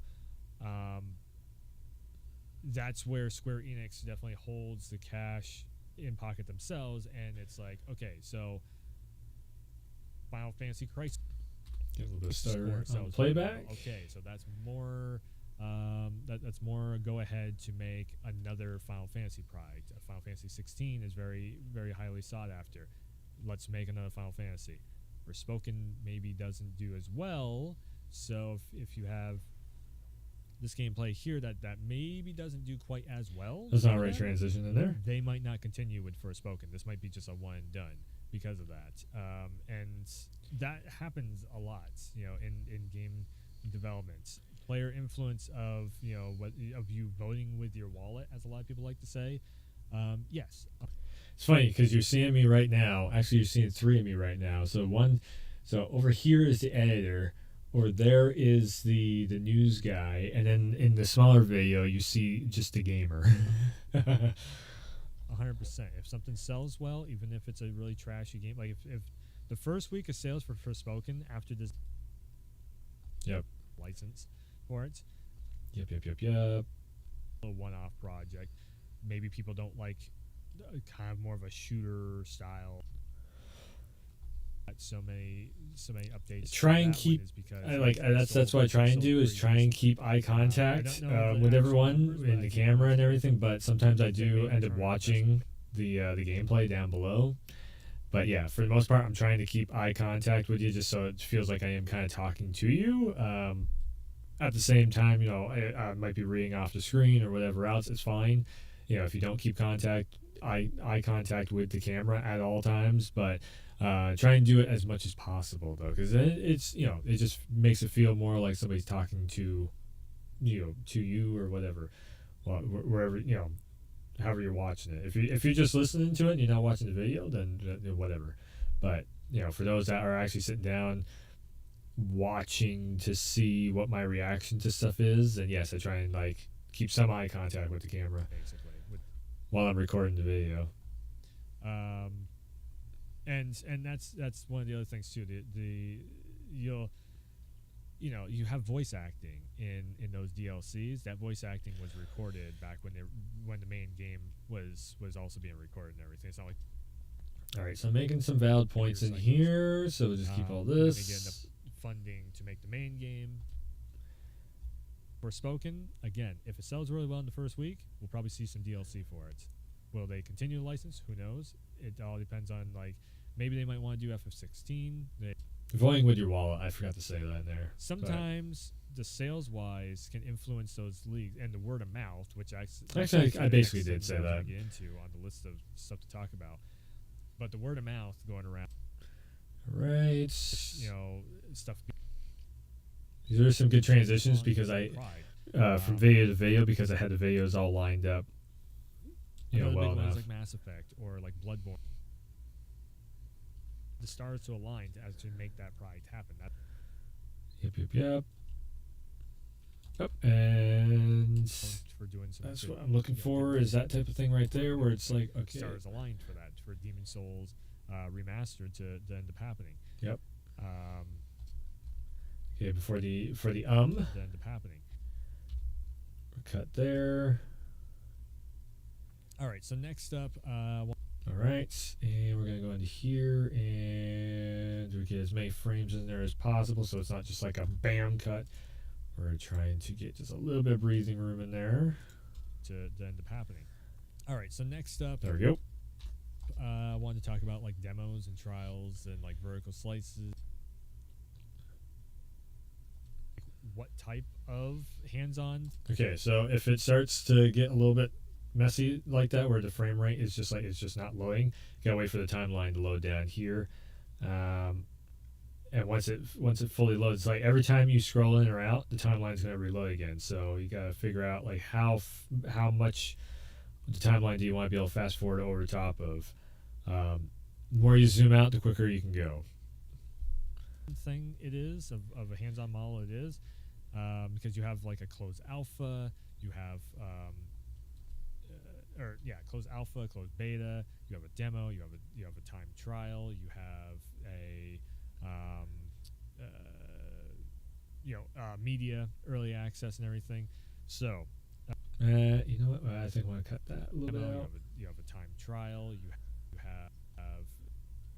Boom, right when my thought process is trying to kick in but ain't quite getting there, we'll just cut that a little bit out. Media early. Yep. So it looks like I try and make the trial, you have media early access and everything. So keep the words flowing basically. A demo or a timed trial. So all right, fast forward through all that. Early access trial. So early access trial. Again, gonna let it load. Trial is finished game. The game is already uploaded to the network. It's finished. They are working on maybe a day one patch or something. You have 5 days early access to it. Media. Yeah, we'll go a little bit They've been further. working on for the last months to 3 months. We're good. There's no stuttering. But you also have stuff like this, what you're seeing here of Wolong. I mean, there's a slight bit of stuttering, but it just lets your brain kind of process everything that I was talking about, because this is like almost 15 minutes in. So it just lets you kind of breathe for a second, and then version of the game get going into the next thought bubble basically. Network connections to see if co-op and online works. Like Street Fighter 6, when they just dropped that beta, it's an online beta for a reason. It's to test the online servers and everything, but also they are testing to make sure that are some of the core roster pretty well balanced out, because then that can influence the rest of the roster. Influence right there too. Just you playing it, they're getting things that you really don't want to do as players is off the developers, because they are the ones that are responsible for making the experience better for you. Yep. And is the thing that you are trying to love so much. Yep. Okay, this is all good stuff. Yeah, they didn't write the story. They're acting it out. Somebody else wrote the story. Something that I think we shouldn't take for granted. I think that we should. Okay, making a point. Pretty sure this is how it works. No, you should actually figure out exactly how it works, because all that can do is just make the experience of what you want the game to be that. Yep, that's all right. Then it's like, oh yeah, this is kind of cool. It's like, yes, this is what I was saying months ago. The vertical slice, well, not even a vertical slice. It's like the early build of a game that is almost a vertical slice, but also at the same time, it's the word of mouth, because you're getting to see the game. And I did say vertical slice a lot of times in there, and I will admit, like, sometimes they will call a mostly finished demo vertical slice also, but again, like it's just it's a demo. It's an early access trial. That's more or less what the vertical slice is more or less a technical term that developers use in some studios. Your favorite. So I might have said it a little bit too much, but it's fine. Again, word of mouth goes a long ways too. It can make or break a game by just bad word of mouth. Like Cyberpunk, for some people it ran just fine. Street Fighter also, is another example of like word of mouth. Not everybody. I messed up. So right there, I messed up on the thought train. I didn't finish off the Cyberpunk thought of like some people liked it, some people it didn't work. That's what I was gonna say, and then I was gonna go into Street Fighter, so then I brought it back into Cyberpunk again afterwards to try and finish off the last slot while going into the next slot. So that was actually a mess up on my part. Like Street Fighter 5, word of mouth is showing that Street Fighter 6 is doing really well. Cyberpunk, some people had a really good experience, some people didn't. See, I bring it back around. Though, when you are influencer of sorts. Okay, then the influencer thing I actually do kind of want to keep in there. And then the developers are like, well, what the hell? Just at the 20-minute mark. And feedback was. Don't want to go too much farther in this. But now you're complaining that it's not there. So I've also too much farther on the timer, anyways. It's like, ooh, it's just one of those things. But yeah. Overall, does player feedback or So this is like overall the conclusion, wrapping the video up. Okay, here's what we kind of figured out is that yes, player's voice influence game development. Yes, on multiple different levels. Again, just keep. I don't want to keep that in there. Feedback or play. So I've also seen that happen too, which is like, ooh, it's just one of those things. I think my biggest thing that I could end up saying for everyone is instead of keeping tabs on like IGNs and okay, I like that, but we're gonna try to get that last final thought. I was trying to wrap the video up, and I was trying to like transition into the wrap up. I just couldn't find a spot to transition into. But now I had to make it for myself. So I've also seen that happen too, which is like, ooh, it's just one of those things. I could end up saying for everyone is instead of keeping tabs on like IGN. I don't like that. Where is that? I don't like that. That wasn't the full thought. Wasn't in there. Hold on. It's just one of those things. I think my biggest thing that I could end up saying for everyone is instead of keeping tabs on like IGN. So when I did that right there, it's just guessing. It's like, okay, so usually I just know how I talk. And usually and then boom. Okay, now I got this little time right here that most likely I'm starting from there. Just so happen to be. Sometimes you gotta re-edit or re-stretch the video again. And Game Informer. Or not stretch, re-edit. When the video kicks in. Like VG stretch is a different thing. See what they have been, saying. It's like Ed Boon that makes Mortal Kombat. I can almost cut that. There was a meme going. Yeah, I think I'm gonna cut the. I was talking about the Shaggy meme that was going on. It was like, if you know, you know, type of thing. All these publications that do news, keep an eye on the developers themselves. Boom. It's one of those things where another game developer heard those memes. We're gonna actually cut that. But yeah, that's gonna do it for this video for the But yeah. Boom. And so it's gonna be roughly about a 22-minute maybe video. But yeah, not bad. That's not gonna bad. Do it for this video for the Let's Talk. I will I'll definitely wrap this up here. I'm talking for a while about all this stuff. Go and like and share and subscribe and all that stuff over on the YouTube channel. If you don't say that, people won't do it. So that's why I always I try and say it at the end of the video. So if you do make it to the end, then it's like, okay, yes, I got to do the mandatory like YouTuber thingy of being like, hey, yeah, go like and subscribe and all that stuff. But if you don't say it anywhere in the video, people will not do it. And that's the, I'd much rather say it at the end of the video, where if you made it through, maybe you definitely liked the video, like what I had to say, not trying to influence, but it's just like, okay, hey, remember to hit the buttons, if you liked anything that you heard in it. That's basically why I do that at the end. With all the different videos, if you find anything useful or can fucking spin kicking the shit out of a salt bag or whatever the hell it is. Whatever. And yeah, check out all the stream replays too on both the different channels. And yeah, that's gonna do it. So thanks for tuning in. Thanks for stopping by. And as always, I will see you next time. And then pause for a second to give you a couple frames, which I didn't actually pause quick enough or long enough. Boom. And there we go.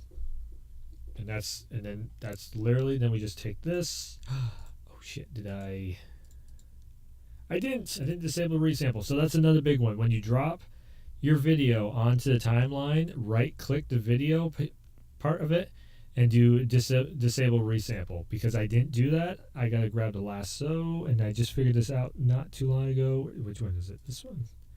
Yes.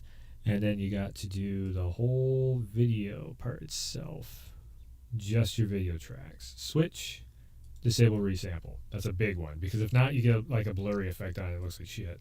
Okay, so then we just this is how I do it. Everybody does this part differently. Highlights, render. It's the fourth button over, render one right there. 1080p 60. So I have dropped this down considerably, so now it's only like a 3 gig. Normally a 20-minute video would have been like almost like 15 gigs before. I've dropped this down a lot more, down to like 20 megabytes, just to make the videos upload a little bit faster. And then we go, I guess it will be a let's talk. Let's talk. Do players influence game developers? Just a nice little question in the title. Again, it's not, I know this video isn't going to do as well as any other video that I make. I'll be lucky if I get 10 views on this. Because it's not talking like about a specific game. It's not talking about a specific product. So the algorithm is not going to push it out to as many people. And now we wait. And this is usually where I like turn on a game and start playing a game or something, because we got to wait probably. It's a 20-minute video, so we're probably going to be waiting about 15 to 18 minutes for it to render out. And that is the process pretty much of editing. Now, if you have gameplay clips, then again, it's basically the same type of process of making sure everything flows and is set up really well and whatnot. Take out any of the fat, any of the dead air that's in there. That's nothing is happening in it. But then the other thing is you'd have a second audio track that you got to balance out. I could maybe do like one more small one. I've been almost streaming for 2 hours already. Shit. But yeah, that's for a talking video. Again, same type of thing. If you're doing a gameplay video though, it's super simple. They're super similar. I mean. To a gameplay video also is just like, just make sure everything flows and it's not too much like because anytime you go that's dead air, nothing's happening. And it's just the way that when people are watching videos, you need it to, we're in that TikTok generation now. Everything needs to go. You can't be sitting there like unless it's a joke, unless it's a punchline. Then you can kind of get away with it. Yeah, see, it's like saying 20 minutes, there's no way. 23 minutes. What's the current speed at? The current speed is showing 100 and something 60 FPS. It's like the video is 60 FPS recorded, and it's run at 120. There's no way it's 20 minutes. It should only be like 10 at the most. It's already 7% complete.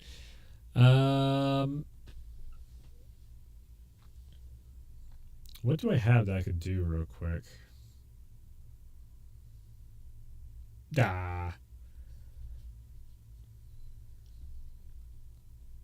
Let's cut that. Bring this back up over here.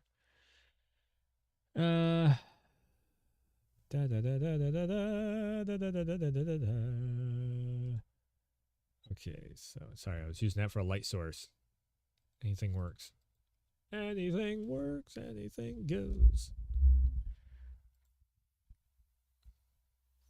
So yeah, once that video gets done rendering, I always do like one playback of it.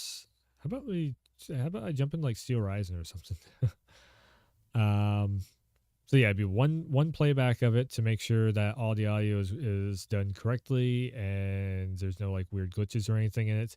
And then I'll show the upload process to YouTube. It's fairly simple and straightforward, but I don't think I've ever shown it. I got 20 minutes? What can we do to burn 20 minutes real quick? I do have Steel Rise in there. I just reinstalled it. Warhammer, Dark Tide. Fuck it. You know what? 20 minutes is a good little. I can just check this out real quick. Oh no, it's going to show something, isn't it? Hold on. It's going to show an email or something. Grab a drink too. Cool. So now there's going to be no video at all. Is it going to show an email?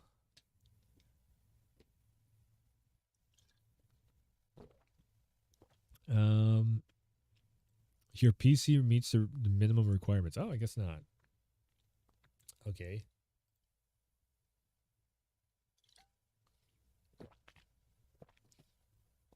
Building shader cache. All right. Well. Oh, right. Let's do this. Transform, reset transform. There we go. Now I should have the full screen on there. Or not. Why is it not? Transform, reset. That's very big. Okay, there we go.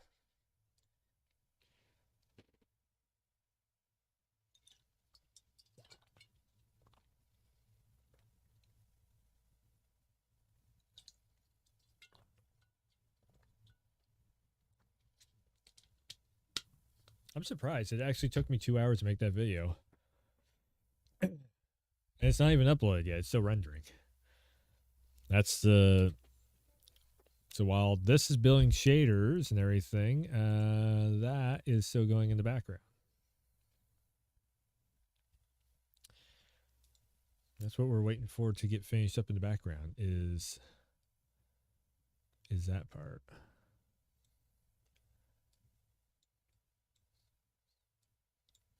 So we're waiting for this to get done.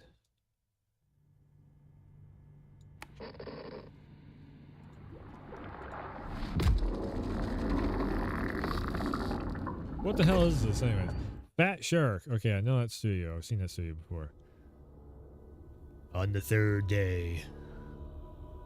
Also starting to lose my voice. It is the 41st millennium. Okay, fine. The 41st millennium. For 10,000 years. And 10,000 years. The Imperium has dominated the galaxy. Ooh. There is only war. There is only war, and that's all there is. Every human soul, from the most highborn lord to the most... This is actually how I usually is dedicated like vet to the all the service games I of play the on stream God too. Is like I'm Emperor waiting for the of damn thing to mankind. render. So I'm like, screw it, let's just check this out real quick. See if it's worth The Imperium's checking out on battle stream. fleets and armies, from the conscripted soldiers of the Astra Militarum to the elite space marines of the Adeptus The Space Astartes, Marines. keep humanity safe from alien threats and cosmic horrors beyond imagining. Yeah, yeah, yeah.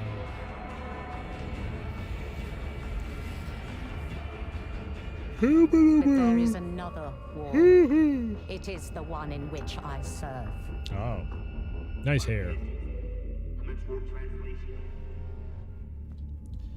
Commence the warp drive.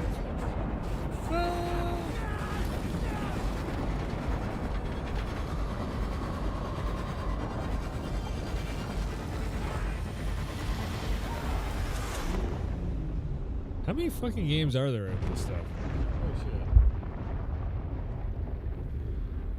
Our war is not one of battlefields and fleet engagements. It is waged by the dedicated agents of the Imperial Inquisition. Uh-huh. It is fought in the cities and hives of the Imperium. The Hoys. In the back streets and the forgotten Back streets, suburbs. back. Alright. In hive cities like Tertian. We are surrounded!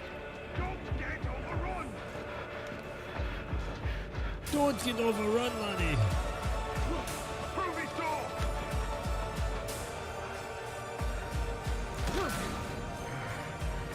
For if the Inquisition fails,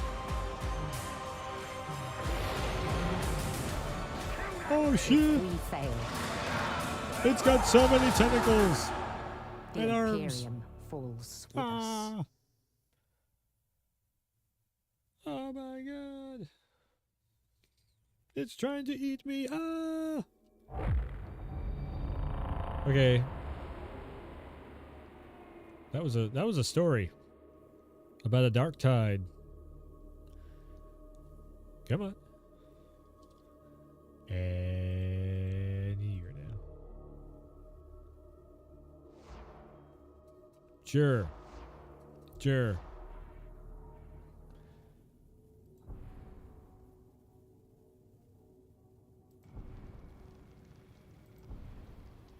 Psychokinesis? Skullbreaker. Troopers, veterans, skilled and seasoned warriors for sure. Okay. What the fuck? Is this a fucking MMO? The hell? Second world of the Mobian Dome. What the fuck? Is this building backstory? Or is it actually like a server? I don't know what the fuck this game actually is. Ocean World, formerly Imperium, most famous fortress world. It's fall marked beginning. Grand mining world, relatively newly colonized. Pevin is already a self-sustaining world, rich in natural resources. Sure.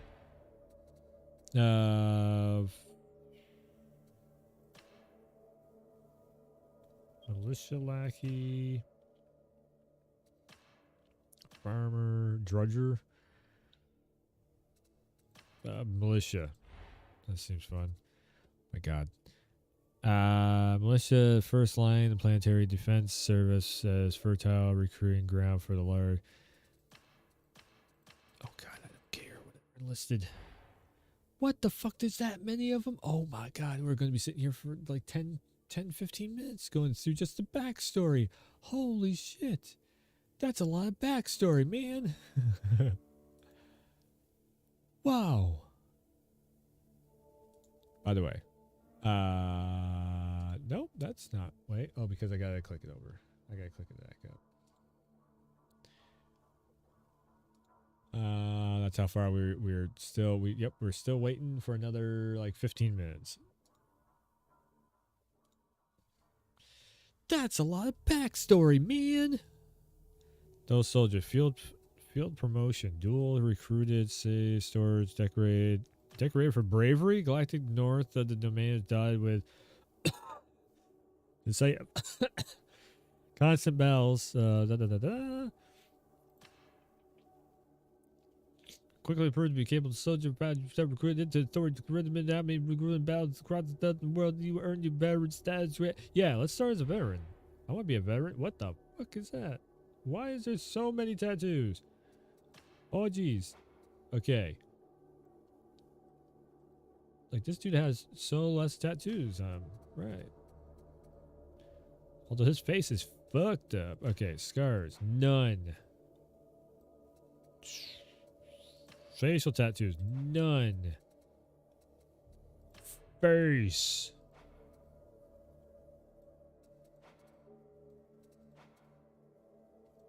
Got a big ass nose. No. So because I clicked veteran, it's going to be nothing but old dudes. What if I'm like Commander Shepard? You ever think about that? I was totally basing that story off from Commander Shepard too. Dude, hey, look at this. Points. Get them before they're... Oh, cool. Thanks, game bar thing. What the fuck? Okay. What if I do this? It's the same faces? Hold on. We just got recruited. Still the same faces. I thought maybe that might be like... Oh, you are way younger now. Nope. No matter what I pick, it's just going to be some old-ass dude. I get it. Man,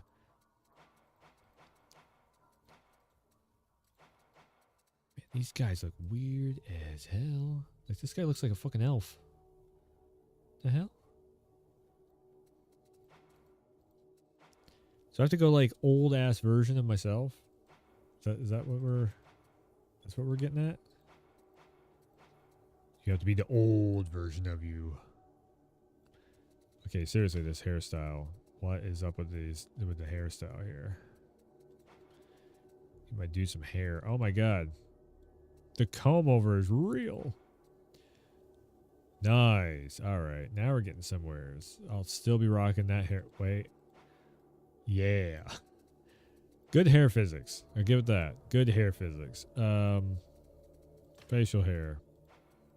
Look at this. I'm making content while I'm making content. And I said I was going to slow down for the rest of the year. Okay, so we got some lemmy chops, some hardcore lemmy chops going on. That's all right. It's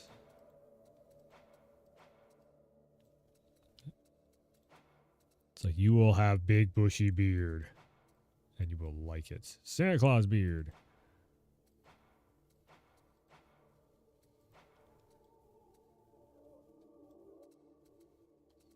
What if we go this route? Oh my god.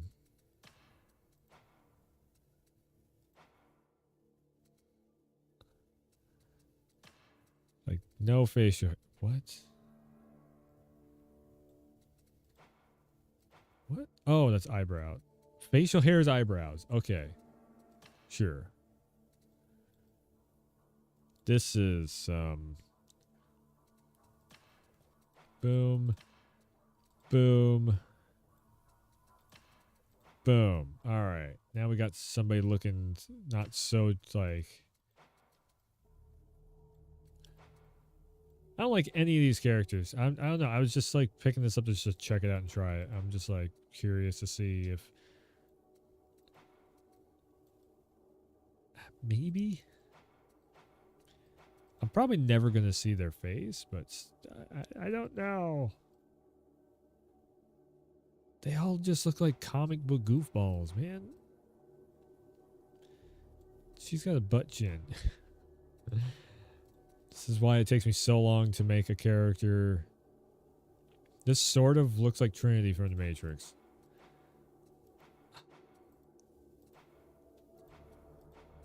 Like, why do they all look like they're strung out, man? They've been doing, it's like some crazy ass space dust. They've been high on life for a long time. Okay, 11 minutes left for the video, by the way. Oh, for fuck's sake. I don't know. Let's just get, give me this one. Sort of. Hairstyle, no. Okay.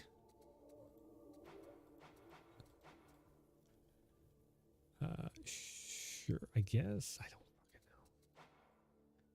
What the fuck are what is why is this so all these hairstyles? No, that's not okay, that's not terrible. Facial hair. I need more eyebrows. That's sort of better. Why I am so confused on why this is the way it is. Wait, there's oh my god, there's space nips. Just another day in the Imperial Guard. Another day, another set of useless bloody orders from some useless bloody carker sitting safe in planetary orbit while I'm down here in the mud trying not to get my block knocked off. Just my corking luck. I mean, it wasn't my fault that a few things went missing from the stores now, was it? If they were needed for the war effort, then the quartermaster would have locked the door, or at least placed a guard, wouldn't he? Oh, yeah, that was just the start. Nothing goes start? right for me. And the latest thing, the one that got me here. Don't want to talk about it. I watched the world die. 8,000 years of defiance gone in an eye blink. Just another day in the Imperial Guard. Only, I'm not even part of the Guard any longer. Not since that business with the Commissar. Another day, another set of you. Okay, I like that. I like that more. Misplaced faith, insubordination. Derelict of the duty. Punishment of derelict duty is often death. Da, da, da, da. Earned demotion, prisoner of death. Played death sentence. So we're on death row, like no matter which way we go. Ranging from disrespectful speech to mass organizations with intent to protest is all. It's all considered part of a tendency towards rebellion against the established order, and that is something. So basically, what everybody has been doing on social media. Sure. Rabble, the boo, the boo. Oh god, I don't even know if I want to color shade. Sure, I guess. Rabble. Play the prologue. All right. Not in love with the character creator so far. I was actually hearing some good things about this, so like overall the gameplay is pretty solid.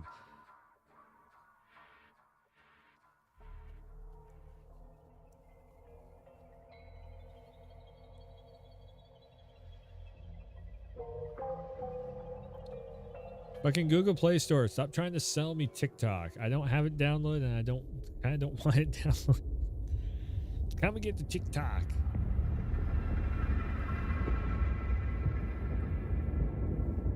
Prisoners all secure, ma'am. Then for those wondering, I'll check for myself if you don't mind. that's we're about 8 minutes Of course, out. ma'am. But do be wary.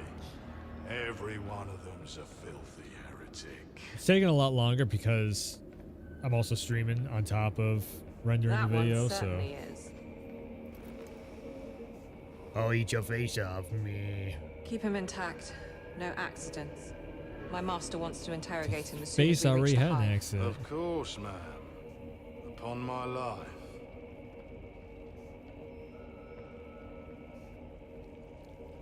This one, however, Makes you wonder why we even bother shipping trash like that. Damn. Save a lot of data slate work just to process the execution notice now. what do you say, criminal? Shall I put you out of your misery? And ours, you would. Be quiet. You ain't got the fucking Well- badge. Nothing to say? This is a mistake. I am a loyal servant of the throne.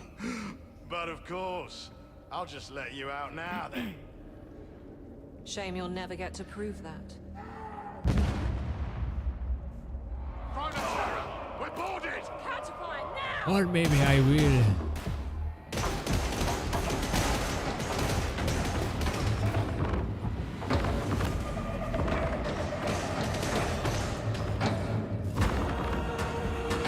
Oh, it's like a bomb, dude. Why did this get so damn loud all of a sudden? Holy shit. He's running! Oh no!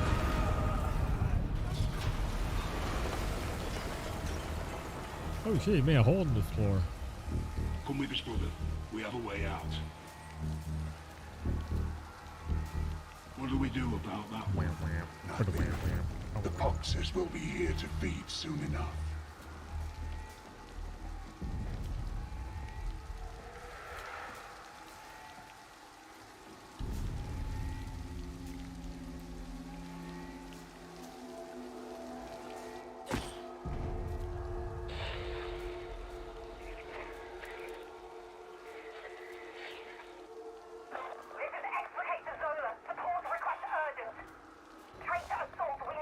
Okay. 5 minutes. So here's me, free as a tark bird. Question is, what to do now?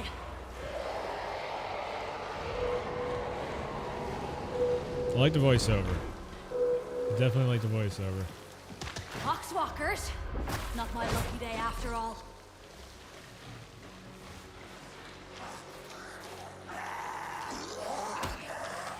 Oh, wow. Okay, so not bullet spongy. You can actually just beat the shit out of him. I like it.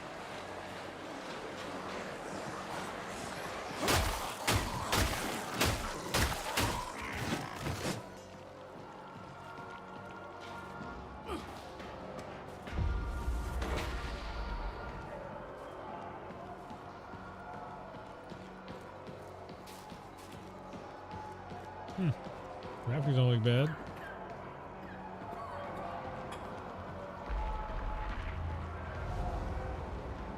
Breaking Can't out they of shut that jail. racket off? Reckon we've got the message now. Second time breaking out of space jail in the last month.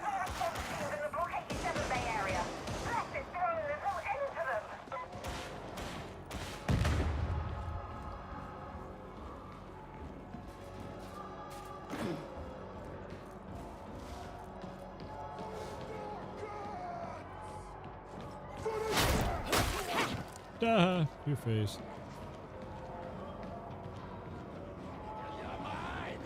Ow. I like this shovel. I like the shovel a lot. Yeah, we need more Irish characters in games. We got a lot of Australians now. Where's... You know what I want? I want like a main character to be just like Irish lass. That just kicks everyone's ass. It even rhymes. We deserve it. We need it. I want a game with like Becky Lynch as the main character.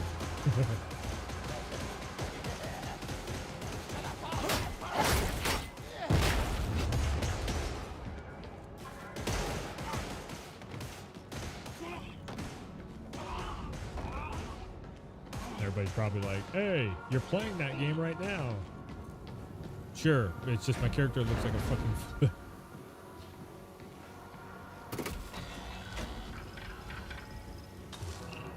2 minutes, 2.5 minutes, so probably after we've cleared out this next room, then the video should be done.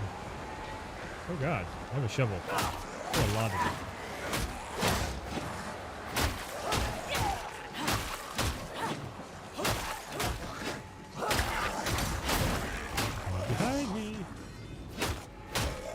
Keep moving before they pump in the tox gas. That elevator will get me out. I hope.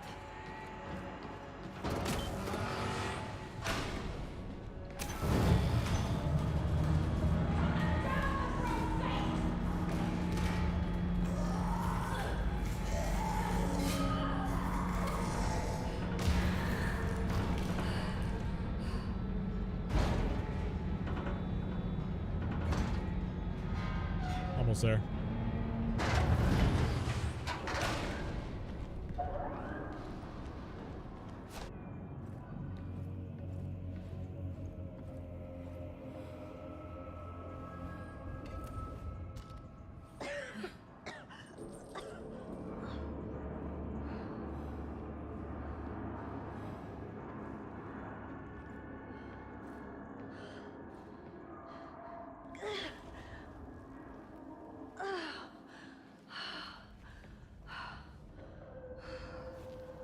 Great.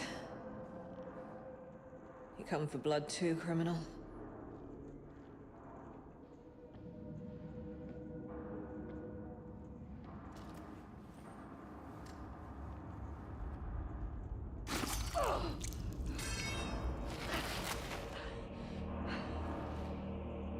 You said you were a loyal servant of the throne. We did.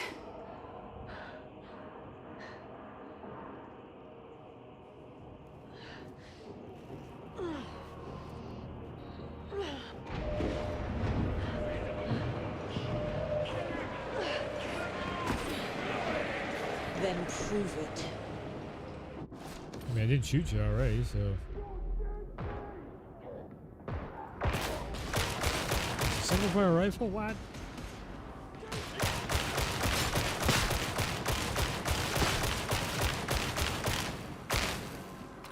Storm Raptor! Urgent extraction requested! The traitors have overrun the ship! I'm giving you a chance. Oh, there it is. Cross me and you're dead. You understand, criminal? Ah, just tell me what to shoot. I don't want to stop. This is actually kind of getting somewhat good. Might make a new character though. Just, a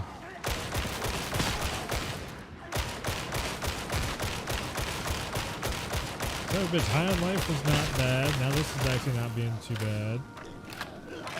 Impasse, man. Impasse almost holding up. Understood.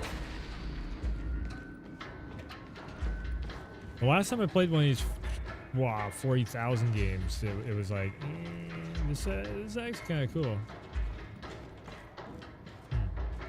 All right. Damn. Change operative? Leave the game, return to operative screen? Wait, I can actually customize the character. I don't have to restart the whole thing? That'd be awesome. Hell yeah. Hell yeah.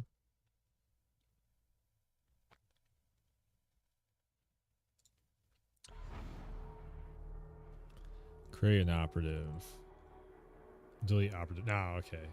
See it. Okay, so I'm going to close that out real quick. And now we are going to look over here. We're going to drop that down. Okay, so back to the video stuff. So now we open, and this is the video. All right, so this is going to be a little bit of a different video for today. It's not quite a Let's Talk, but it is kind of a Let's Talk. We're going to go just outside of everything since we are at the end of the year and there's not too much in the way of game news happening. We're going to go into just this like thought bubble of a video where it's, do players actually influence game developers, and we're gonna look into a couple different pieces of information and check So it again, out. I'm looking for to make sure Actually everything. gather if our player voice actually does matter. There is player choice awards, and there's So again, I'm looking for to see if you can hear everything, if there's any glitches on the video end, and then also does the video cut short or does it go in where I want it to be going in on? So there's the intro part, and check out. and then also I need a screenshot from actually this too. gather if our player voice actually does matter. There is player choice awards, and there's like Jeff Keighley has the players voice or players vote or whatever the case may be for the game awards and all that stuff. Made or so that they're going to go pieces of info and they're going to just this like thought bubble. So just some like thing like that. Boom, take that. Of a video where it's, do players actually influence game developers? And we're gonna look into a couple different pieces of information and check out to see what we can. I was a little bit too close in my last video, player though. voice actually does matter. There is player choice awards, and there's like Jeff Keighley has the players voice or players vote or whatever the case may be for the game awards and all that stuff. And there is award shows dedicated directly just for players' choice. But what I'm wondering, does as well, or if there's changes that gets made, or DLC patch updates, all that, etc. So let's start. Damn it! I need a thumbnail. Players actually influence game developers.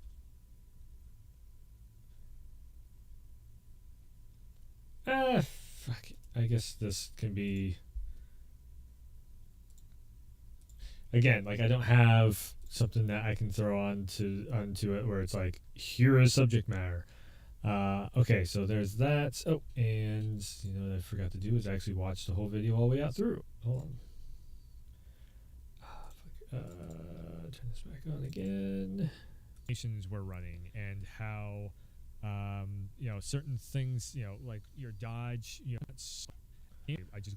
Okay, so just a quick little overview of it. Final Fantasy Pride. It's just gonna be like that does video or a day one patch. So that's where review a lot for games is almost like a mixture of like maybe we'll change. I'll definitely wrap this up here. Been talking for a while about Access Warwolf. Follow over there. You can see when I go live. Or yeah, like the VLC player, you hear a little bit of a click in there. It doesn't happen on YouTube though, which is good. Okay, so there's that, and we got a couple different thumbnails. So now we're going to come over to YouTube Studio, and hopefully it'll work. And going to upload. Boom. You can either do it by selecting file or take this, put it over there. All right, so this screen comes up here. So then what we're going to do is let's talk, boom. and add a question mark on the end of that. The thumbnail will be, I guess, this one here. Playlist, let's talk. And yeah. There we go. Now, if because I did talk about a couple different games, I could put like Callisto Protocol in here or something. That was the because it definitely anybody that's looking for Callisto Protocol, I think I will actually. Anybody that's looking for that game, well, the video end up popping up in their results feed also. So then there's that, and again, import from other videos. Oh god, I'm streaming so much and not making any videos. There we go. Doesn't really matter if you actually put these on there or not, because it's like maybe the cards one, but the end screen, people barely ever click on those, as far as I know. It's gonna go through its checks. And I could actually put this public. Normally I just put it private, but I guess I'll put it public. So there we go. That ending screen there sometimes messes up, but yes, uploading 7%. So then we just wait for that to upload, go through all of its checks and all that stuff, and there you go. Then that video is up in public for everyone to see. So you just saw like the whole process, like all I'm waiting for is just for this to get uploaded and go public. That's, so it's pretty much the video is done and it's uploaded. Again, too, I was going to actually make the comments. I'll keep the comments on that one. The live stream itself, I was going to turn the comments off. So that'll probably be. You know what? I'm actually going to say behind the scenes.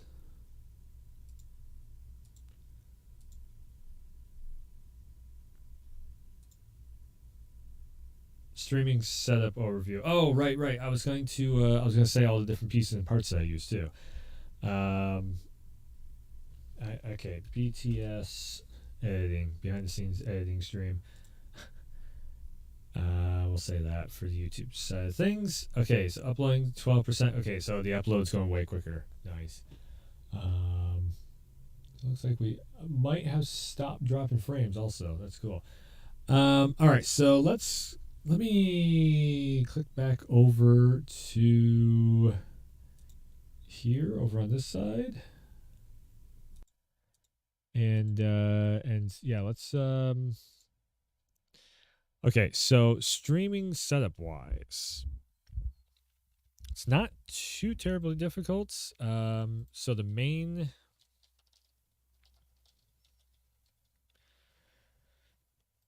All right, so my main rig is from CyberPower. I'm not sponsored by them or anything like that, but yes, my main rig is from CyberPower. It's an Intel.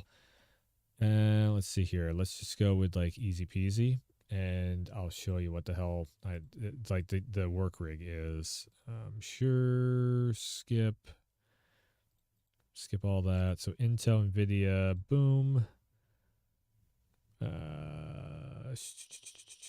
Show all systems I can customize, ship 3 to 12, instant ship. Just show results. So what I did for this computer was I just came into here and I just built one. Where's wait, pre-built? It's came in easy peasy. Yeah, because normally it would be like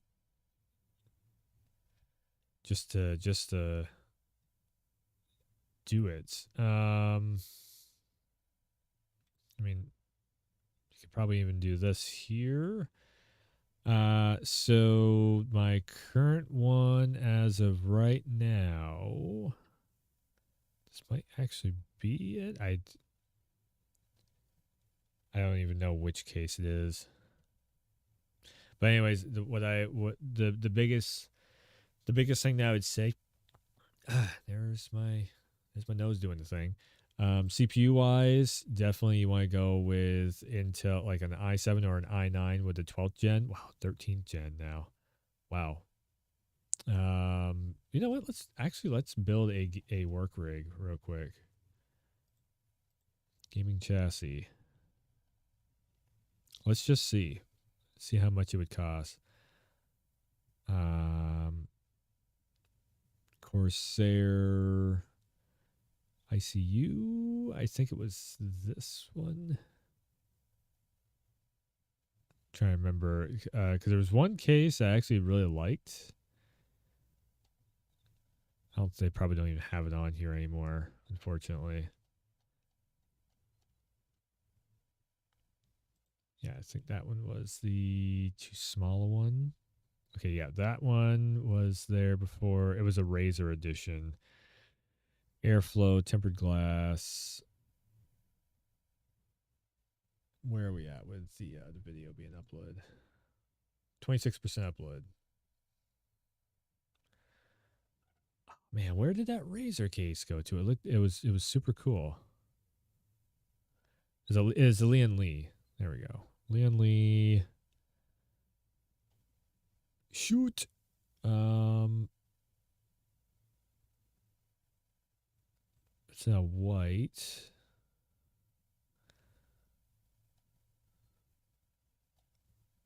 It's basically this case here, but it's in a black. They don't have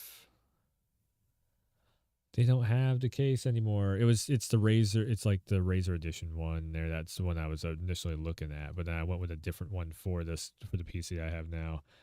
I went basically more airflow with it because my room gets hot. But you know, you can take that case there, and I would definitely this thermal take one here. I've had a lot of problems with it. In all honesty, like it works really well, but I've had a lot of problems with the RGB the RGB controller with it. I have to like restart. I have to like crash the driver for it and then re-enable it again. So if we went with like a 13th gen, I've not actually looked at this stuff yet. See if we can keep this underneath $2,000. Okay, so 13th gen. Yeah, an i9. Always go Intel. Always go Intel, especially if you're working on Intel for sure. Intel Q4 holiday bundle. Okay. We'll take Call of Duty with it. Overclock? Nope. Don't like overclocking my stuff.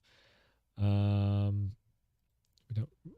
I am actually past fan cooling. I go with liquid cooling. We're gonna go with. I mean, you don't really need a 3060 in it, but Jesus, you could even. What about 4080? Yeah, 3080. I guess at this point, shit, yeah, you could do like a 3080 and not break the bank. Oh no, never mind. A 3070 included with the price Ampere, so.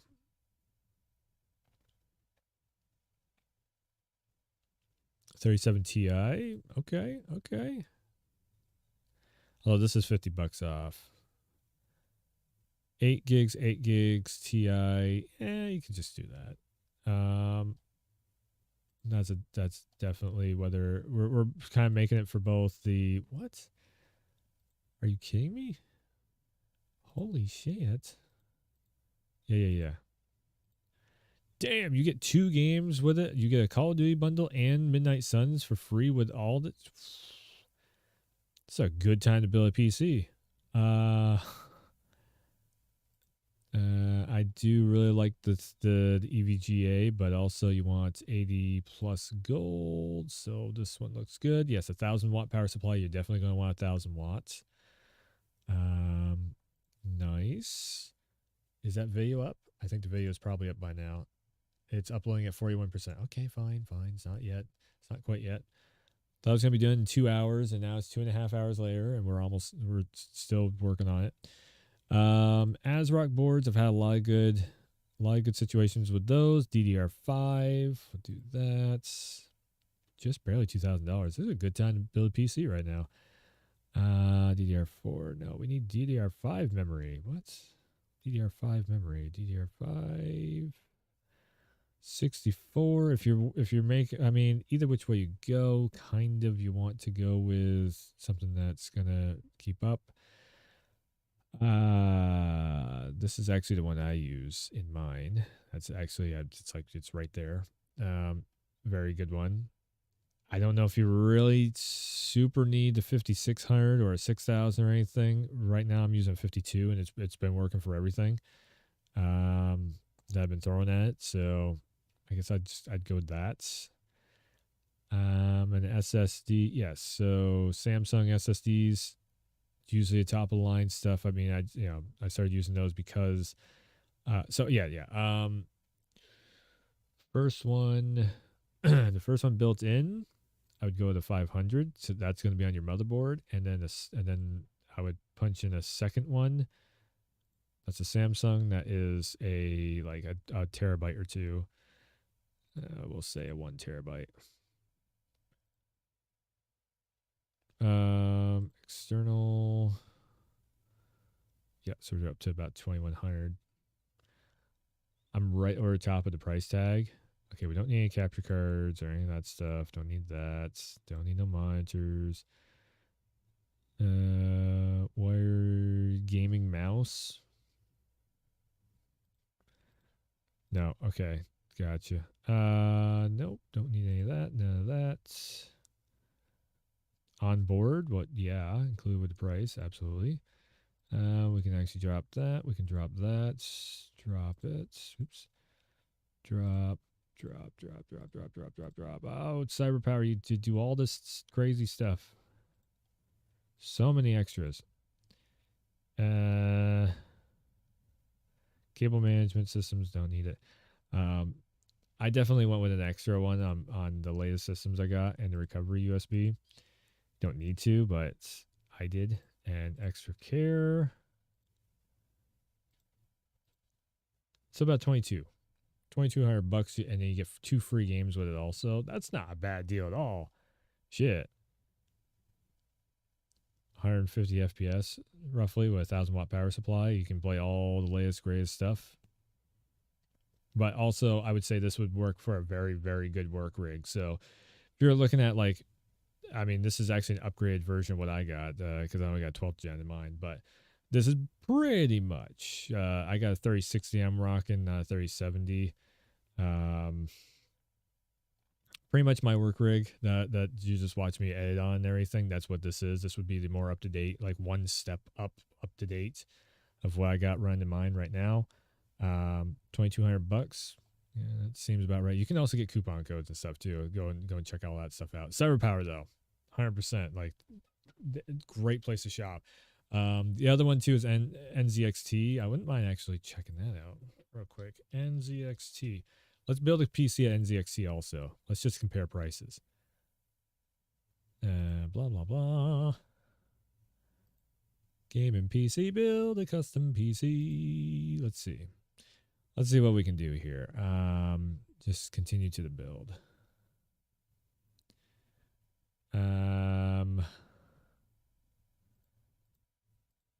Case. NZXT cases. H1. Sold out. Oh, man. So it's just NZXT cases.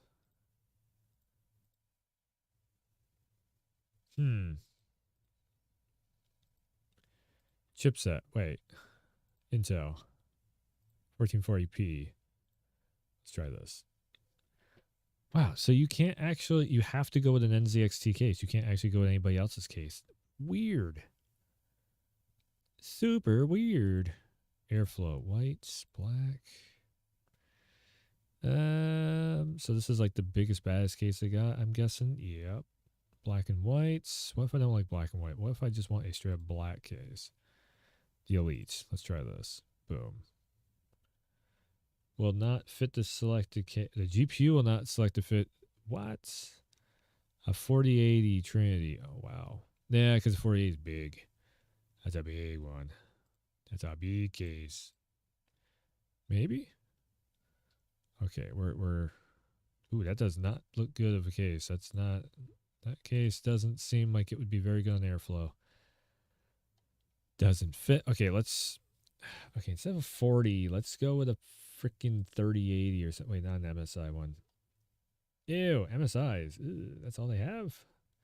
A Zotac? Oh no.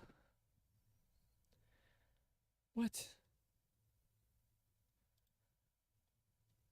MSI Pro. Okay, the Z690. That's definitely one that I would actually go with.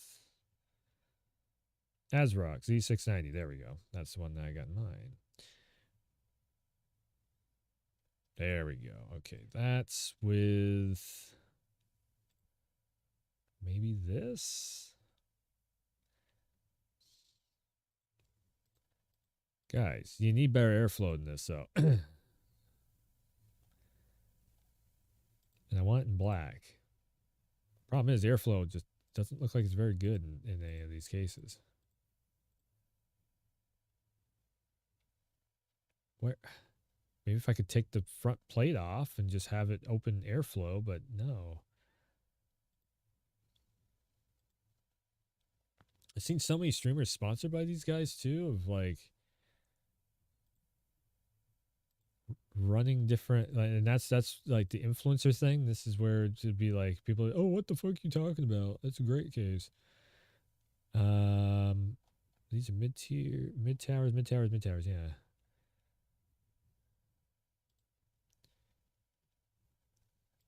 Still not sold on that case.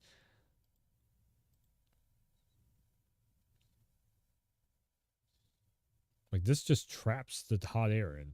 Like this it's just a enclosure that's going to trap all the hot air in. Okay, whatever. What else we got here? An i7 13th gen. 8 core to 16 core.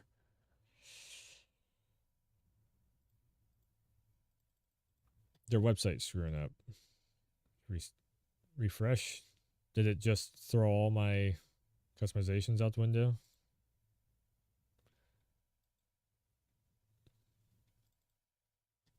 It's definitely not working right. What the fuck? You can make a custom keyboard also? That's kind of cool. So all my customizations just went out the window. Great.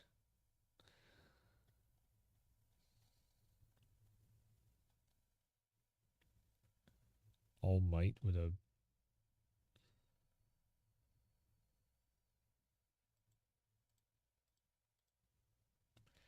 I don't like that though. I want this one.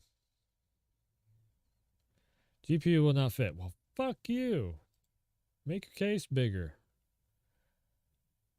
Do better. Okay, sure. Fine, we'll go with that. Give me this motherboard.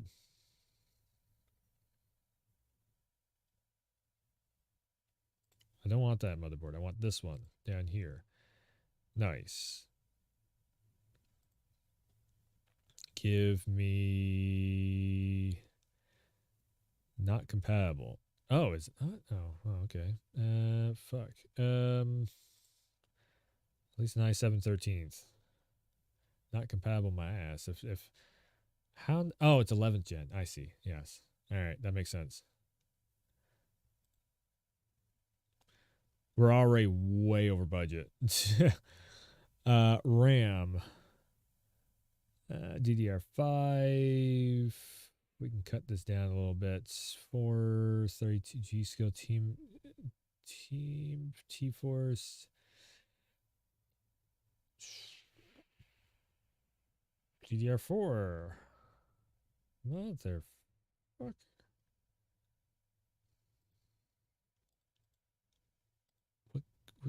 What? So you can only put an extra one in? This is very limiting. Compared to CyberPower, this is super limiting. This is the one that sponsors everyone? Shit.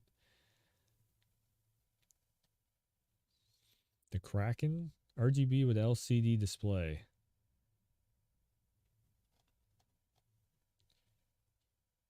This feels very overpriced, in all honesty. Like, it's for the limited shit that you have going on with this, this feels very overpriced. I guess we'll keep that cooler.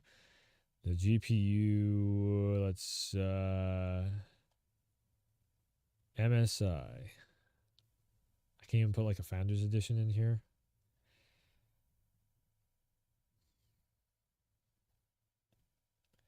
negative $500. We'll go with a 3080. MSI GeForce 3080. Boom. That's 2700. 850. We no, I wanted a 1,000-watt power supplies. Future proof it slightly. Okay, and a Samsung 970 Evo. That might be the last. No, wait, this one. Can I add two of them? Well, okay, so I have to go with. I have to go with two of these. 1 terabyte each. Two of them. Add. So I get at least like 2 terabytes of storage.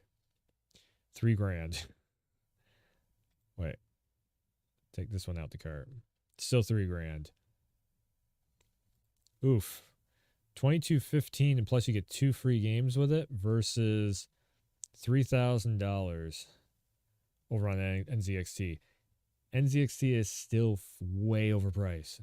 Like they sponsor a ton of people on Twitch, and I still think it's just a limited amount of supply that they got, and the price tag that they're throwing at you is almost $1,000 over the top of that. Why would you do that? Like I would take a sponsorship from CyberPower because they do give you all these different options, and they do a pretty decent job at building the computer. In all honesty, I've not had a computer that was like rough, where it's like I have to go in like actually fix stuff or anything. It's mostly like maybe somebody forgot to put a software in the computer and I have to go in and download a software or something. But parts and hardware and everything they actually have done a very good job of I've done like 5 computers through CyberPower. If you want to sponsor me. Yeah, that price tag right there versus and this is roughly the same build except for I got more customized parts. Like they're making me go one step up more with the graphics card. The cooling unit is way more fancier than I would ever actually put into a computer. I have an i9 in the other one. This is only an i7. This is a decent motherboard here. Yeah. And this is a different RAM stick than what, because normally I go with a Corsair. Is it Corsair? Yeah, I'm pretty sure it's Corsair RAM stick. And this is is a G Skill, which, different branding, but still. Yeah, wow. So on top of that, CyberPower and AverMedia is the capture card I use. So you put that computer with the capture card. I'm just trying to see if the capture card will actually show up. Yes, it's this one, I do believe. Where is it? This one? I'm pretty sure it's this one. Yes, Live Gamer Ultra. So this is the capture card I use. Everything that you see on the channel, 4K 60. This is the one that I actually use, the Ultra. And yeah, and then your PC or your PlayStation or whatever, and that's pretty much the setup. And then outside of that, it's all just editing. So Vegas. Magic Vegas, I think it's called now. Something like that. I forget what's I don't know. They changed up the name. I just know it's Vegas. And I use that, and yeah, that's the setup. So, anyways, almost 3 hours. I am going to be pretty much taking the rest of the week off. And yes, the video is now pretty much up. So right there, go and check out the video for the brand new Let's Talk. That's up right there. Processing is going through its thing. That is the editing process, roughly about 3 hours of both recording, editing, and uploading just to get one video done. But that's also because, streaming and all that stuff and like clicking back and forth on OBS and everything, it added a little bit of time. If it was something like just a reaction video, it would probably take about 20 to 30 minutes to get done because it's just like click that up, react, done. So yeah, I am going to wrap it up though. Just about 3 hours. We are still dropping frames every once in a great while. I think it's just the servers. But yeah, I'm gonna probably take the rest of the week until Friday, I think it was. and then I had like one more, but I am going to be working on something in the background.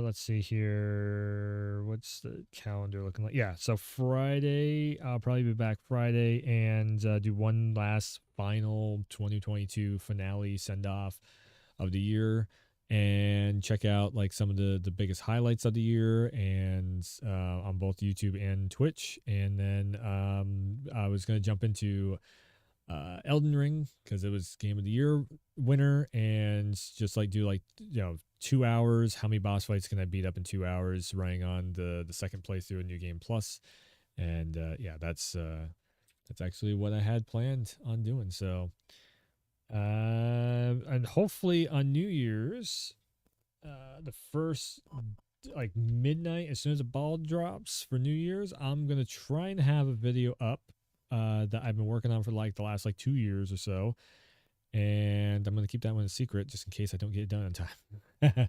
But there, hopefully there will be a brand new video up. First thing, first minute of 2023, a brand new video up on the channel. So, and then I have some plans on doing some retro stuff also. So all that. So, anyways, yeah, 3 hours just about in the books for tonight, and I'll be back then. I'm going to take the rest of the week to record and stuff, and finish up some of the backlog. So I probably won't be live at all until Friday, like I said, because I'll be recording and editing and doing all that stuff. Unless I get the video done early, then I'll be back streaming. So, anyways, it's been a fun ride. That's the editing process and the uploading process. It takes a little while. It's some work. So if again, this is not like a tutorial or anything. This is just my process of going through making like one video. This is like a little bit more work than some of the other videos I make, but yeah, it's even more work. It takes like a few days if I'm doing like a launch night video. Like a lot of times that takes a little while to make with all the acting and editing and getting trailers and everything else. So that's a whole other process. But yeah, that's going to do it for tonight. So I will be back at the end of the week, and if not, maybe a little bit sooner than that. I'm watching it drop frames. That's not cool. Hopefully the servers will be fixed up by then. But yeah, anyways, go check out the YouTube channel. As you've seen, as you know, like, subscribe, and all that stuff, and share the videos around. And of course, follow on Twitch to see when they go live again, or to check out the stream replay. So, yeah, I'll be back towards the end of the week. So I guess soonish. So thanks for tuning in. Thanks for stopping by, and as always, I will see you next time.